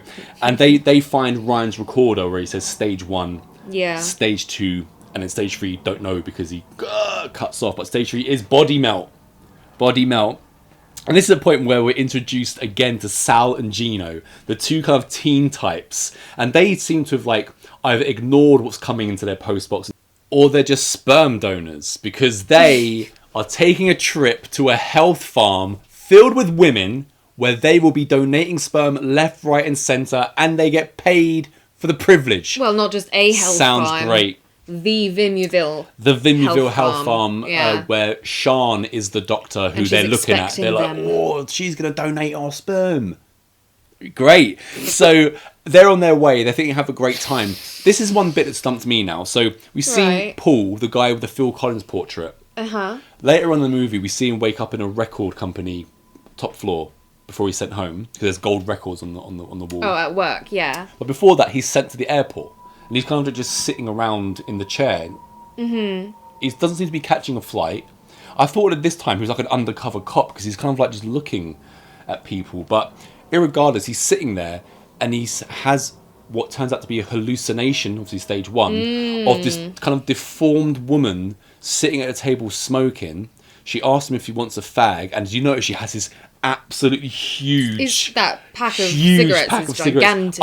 Is that just normal? I was asking myself, is that a prop they've made, as a comment on smoking, or is that something you could legitimately buy in the early 90s in Australia? Because it must hold 80 cigarettes. I love that that's what you were like. Yeah, it's a giant cigarette packet. It's such a tiny part of the movie, and you're just sat there thinking about it. It's about how, did that exist? It's clearly showing the effects on the form of smoking. It's making a comment on that, and just having a big pack of cigarettes would be further commenting on that. So that's why I'm wondering what's what. And she's got this giant pack. So now we're introduced to this guy called Pud.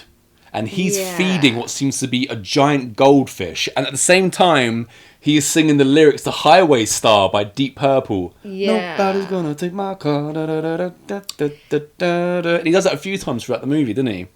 I love classic rock, so that was another thing for me. Now, look, before you get to Pud, Sal and Gino turn up.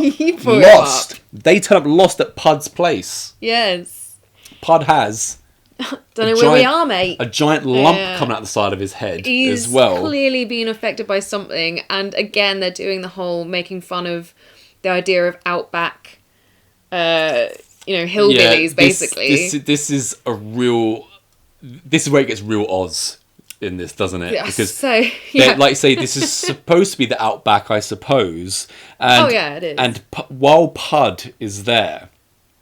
He's kind of like then introducing some extras from the Goonies who turn out to be his deformed children. Yeah, so when he notices that the guys Slab, Bab and Bronto. If you let me carry on, if that the windshield is missing, and he's you need your windshield fixed. And he goes, wahoo! And that's when one of these... Or two of them, I think it's Dumb and Dumber style. They come out together, don't they? Bab and Bronto. Bab and Bronto. And they have like they just look like the deformed thing from the Goonies. They're not normal. And I don't like the Goonies. What's that character's name I'm talking about? I haven't seen it. You haven't seen it? No. And turns out they've also got a sister. Yeah, Slab. Slab, Bab and Bronto. And not only do they fix windshields... Because she's got a face like a slab.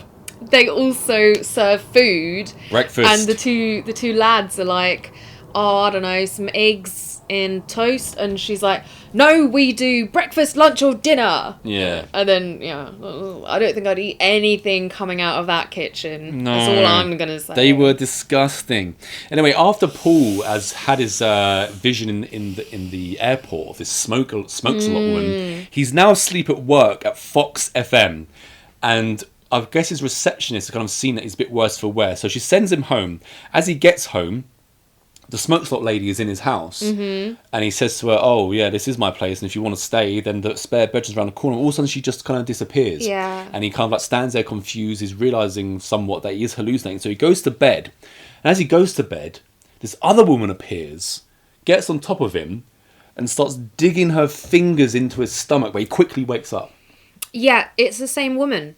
It is the same woman, but without all the injury effects. I noticed. And I really she was quite hot without all the injury effects. No, she was. And I think the injury effects they did were obviously really good. Yeah. Again, when you consider low budget and all of this. I mean, impressive. So that's kind of what's going on. I've forgotten what his name was already. Paul. That's kind of what's going on with Paul. He's hallucinating and seeing these women.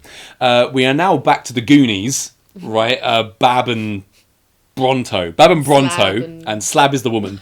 Bab and Bronto are the other two boys. Yeah. And they take Sal and Gino out into the field. Have a good laugh. In the distance, they see a kangaroo.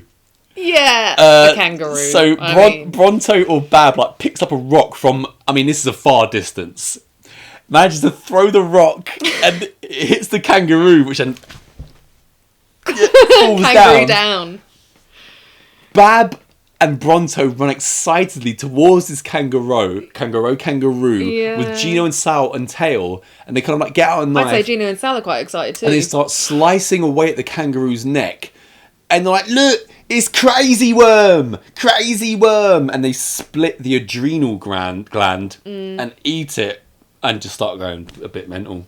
Because they weren't mental. Because they weren't mental before. But the two lads, the two teens, seem to actually have taken to this. They're having quite a good time with the other Bib and Bob and Bab. They go back to where their house is, where there's outback houses, and once again, Gino wants to walk off and talk to like one of the lads or whatever. Sal. He has caught the eye of Slab, the big-faced woman, the big-faced inbred daughter of Pud. And she's like, give him the come on. So Sal's like, oh, I'm having some of this. Yeah, she's like, is it true what they say about city boys? Yeah, of course. Sal's like, yeah, of course it is, whatever you mean. So they go off. So they're about to make out. And she's taken to this barn. And she gets on top of him. And she's like, shall we do it a la butt? Before we get into the next bit, we then see Gino talking to Bab inside the house. And Gino sees pictures of what appears to be Pud, pre-lumpy face, standing next to a doctor who we introduced a bit later called Dr. Carrera. So Gino's asking him, like, what's going on here? Was your father a doctor? Yada, yada, yada. Doesn't really talk obviously, about it. Bab doesn't really know anything because he's an inbred monstrosity. He can shoot a kangaroo from a mile away, though. And as they're talking about this, we just hear this piercing screech come through the walls, and Bab or Bronto, whichever one of them it is, he gets a bit panicky. He's like, don't worry, nothing's going on. And all of a sudden we're back in with Slab and Sal, and she has rammed a giant wooden pole up his arse. That's the a la butt style that she was talking about. A la butt?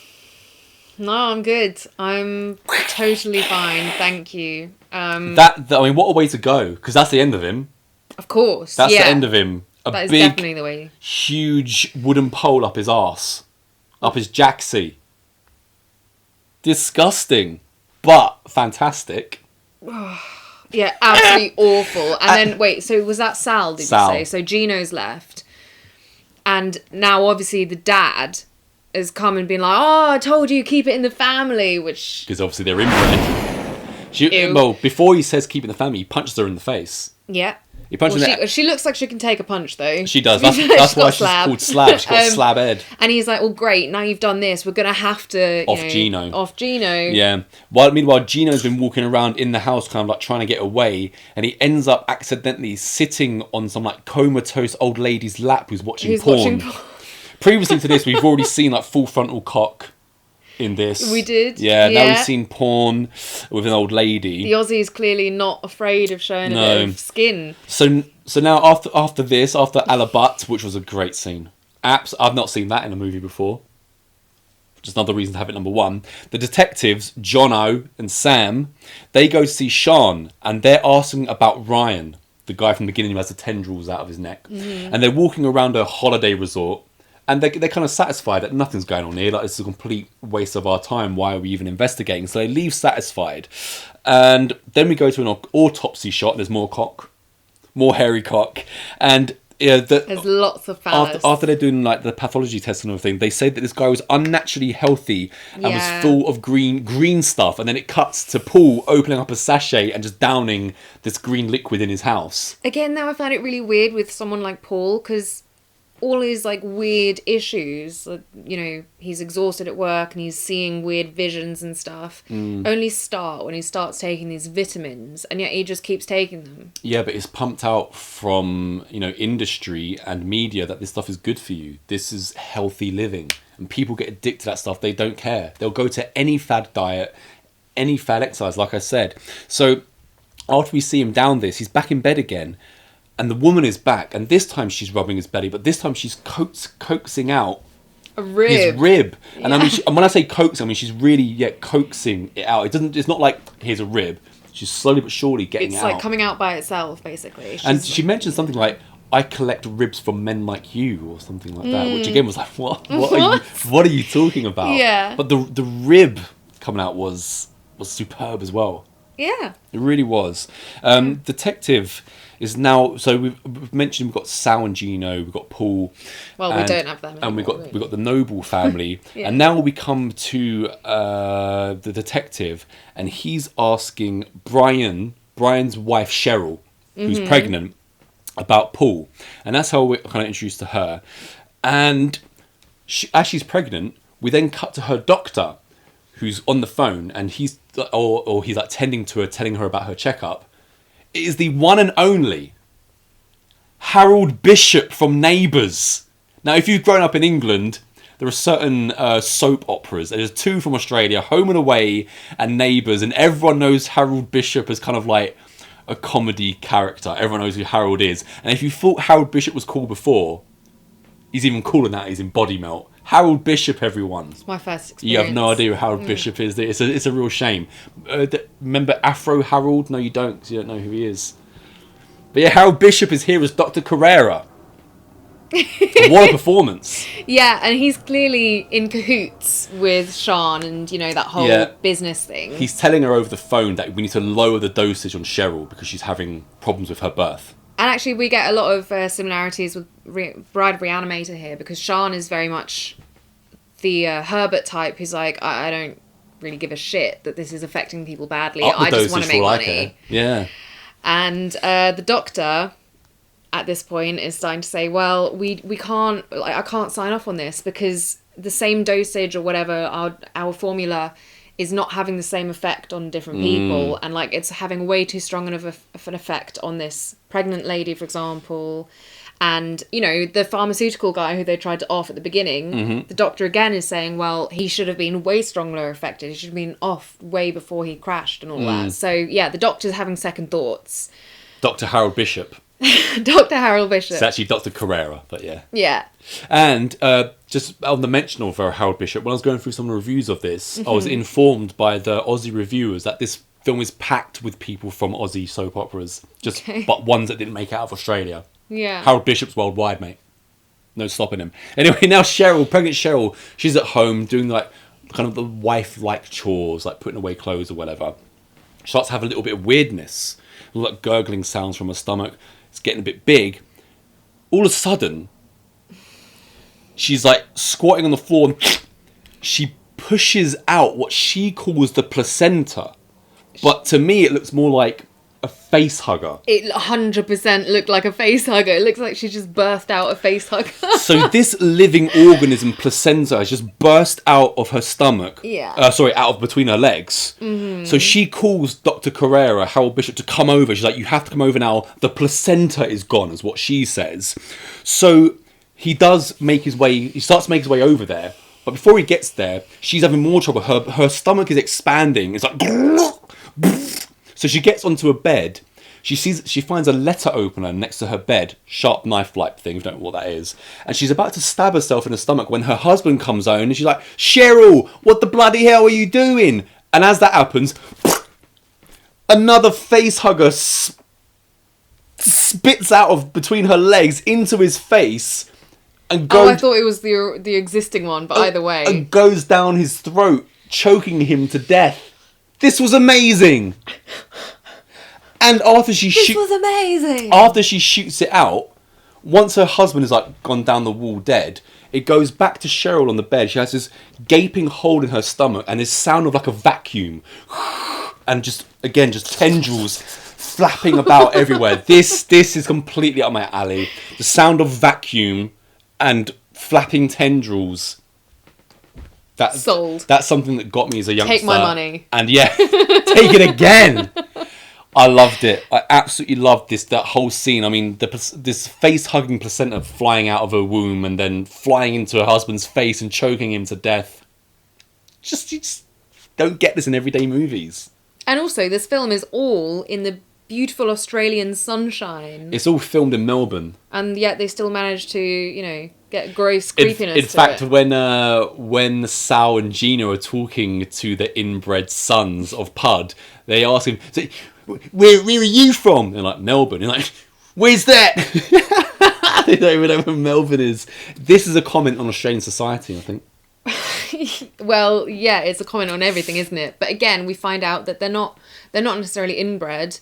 No. The reason they're like that, and the reason that Pud has got his boils. We'll come in back later. Will we? Okay. Dr. Carrera, he ends up, because obviously he's being phoned by Cheryl to come over. He's there too late, and I believe that he is there with the two detectives, and they find Brian, the husband, and his face is just mangled and open, but he's still alive. Mm-hmm. And no, sorry, the detectives are not. It's just Dr. Harold Bishop, and Harold Bishop is being grabbed by Brian, right, by the ear, and Dr. Carrera, he manages to inject him in the hand, but not before his ear is ripped off. Yeah. Now we're back to like the jogging guy, Thompson Noble, and he's in his bathroom. He's got this kind of like living green snot coming out of his mouth, and he also has a son who likes to skateboard.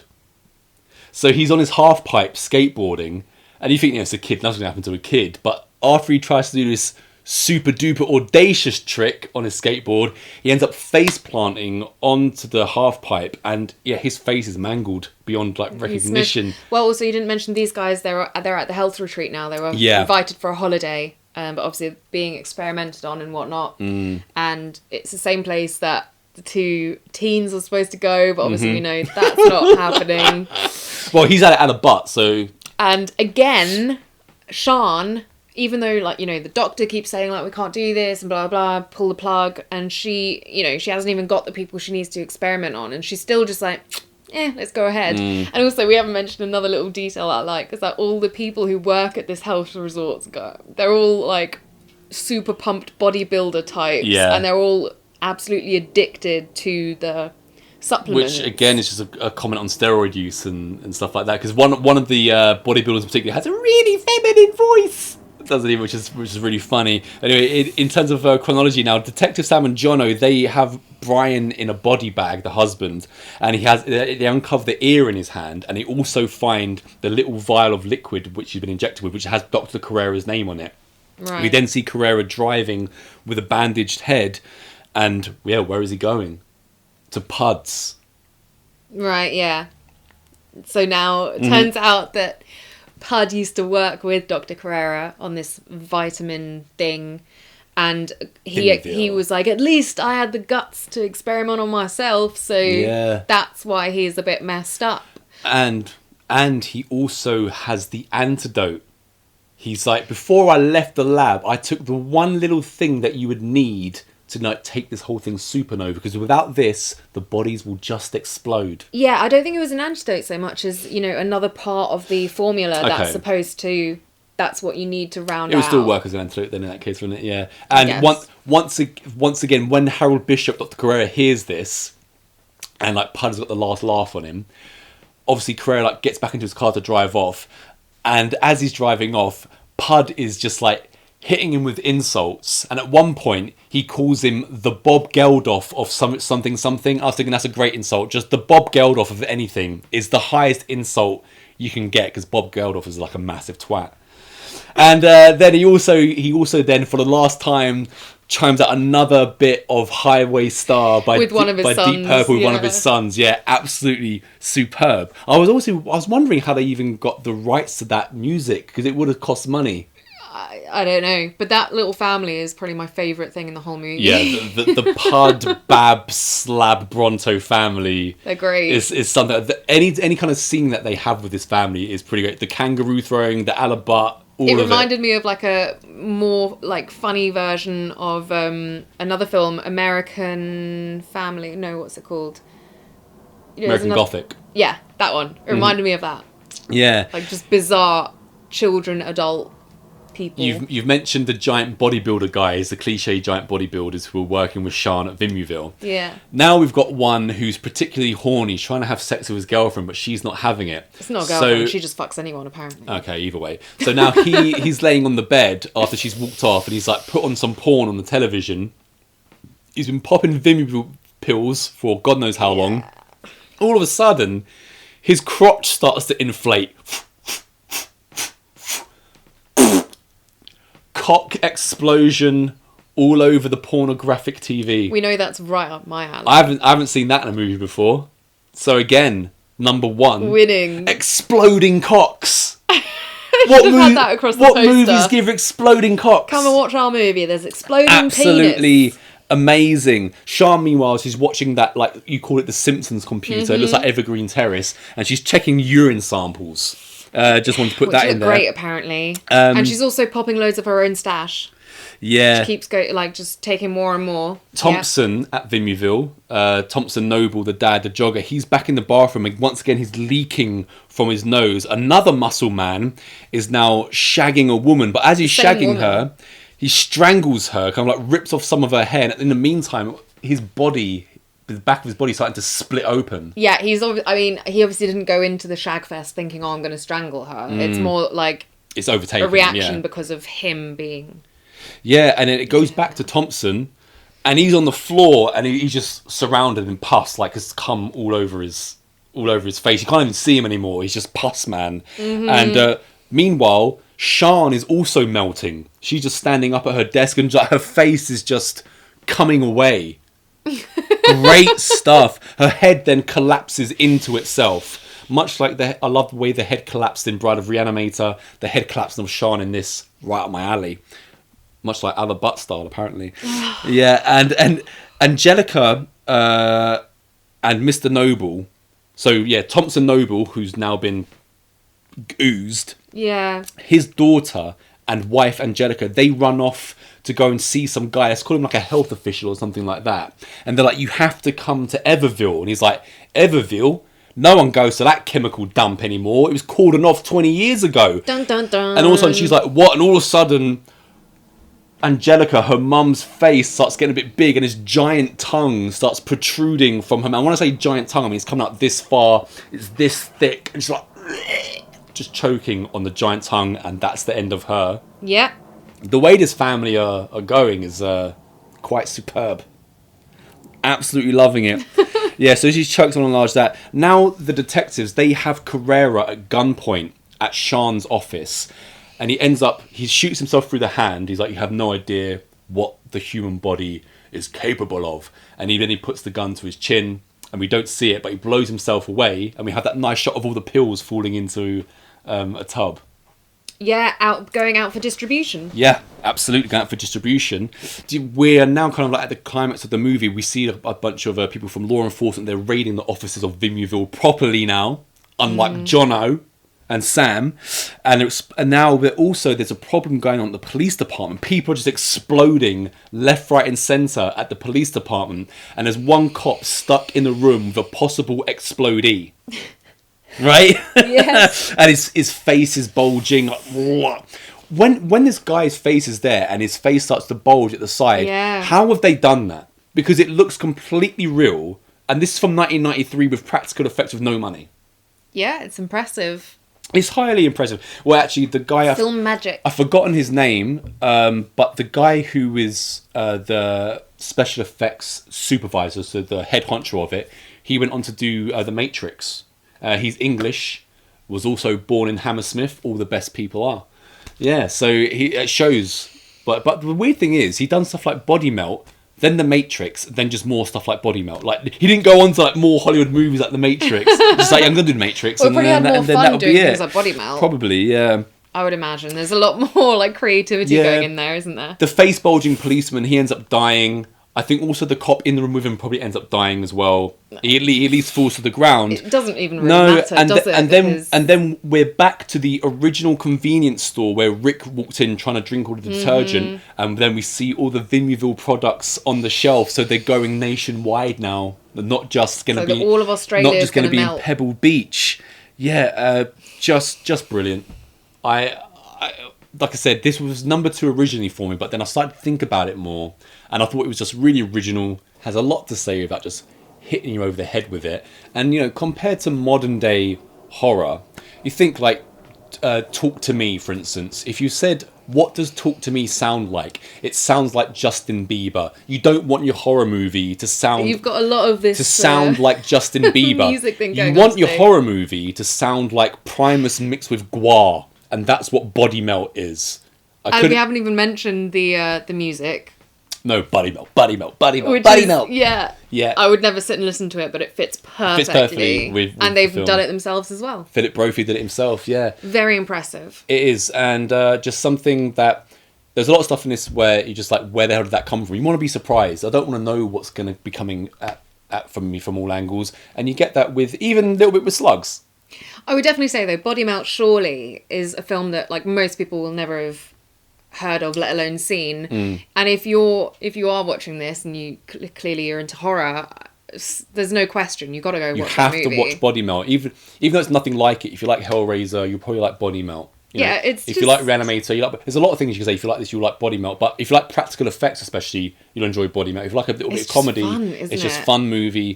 Fun with some gore and doesn't go on for very long either. Satire. It gets right to the point. Absolutely. This one I was not bored by. I also, after watching it, I was like trying to find out a bit of information about it. Turns out that Quentin Tarantino is a huge fan of this, and he actually he screened it at one of his festivals as one of his favourite films. So that says a lot as well. Yeah, I've yet to see a bad movie come out of Australia, so keep it up, Oz. Talk to me. Oh, that was Australian, wasn't it? Fuck that movie. Yeah, they've ruined it. They've completely ruined it. I hadn't seen a bad... You just mentioned it. I hadn't seen a bad movie out of Oz until Talk to the Hand. Yeah. Screw 'em. Watch Body Melt instead.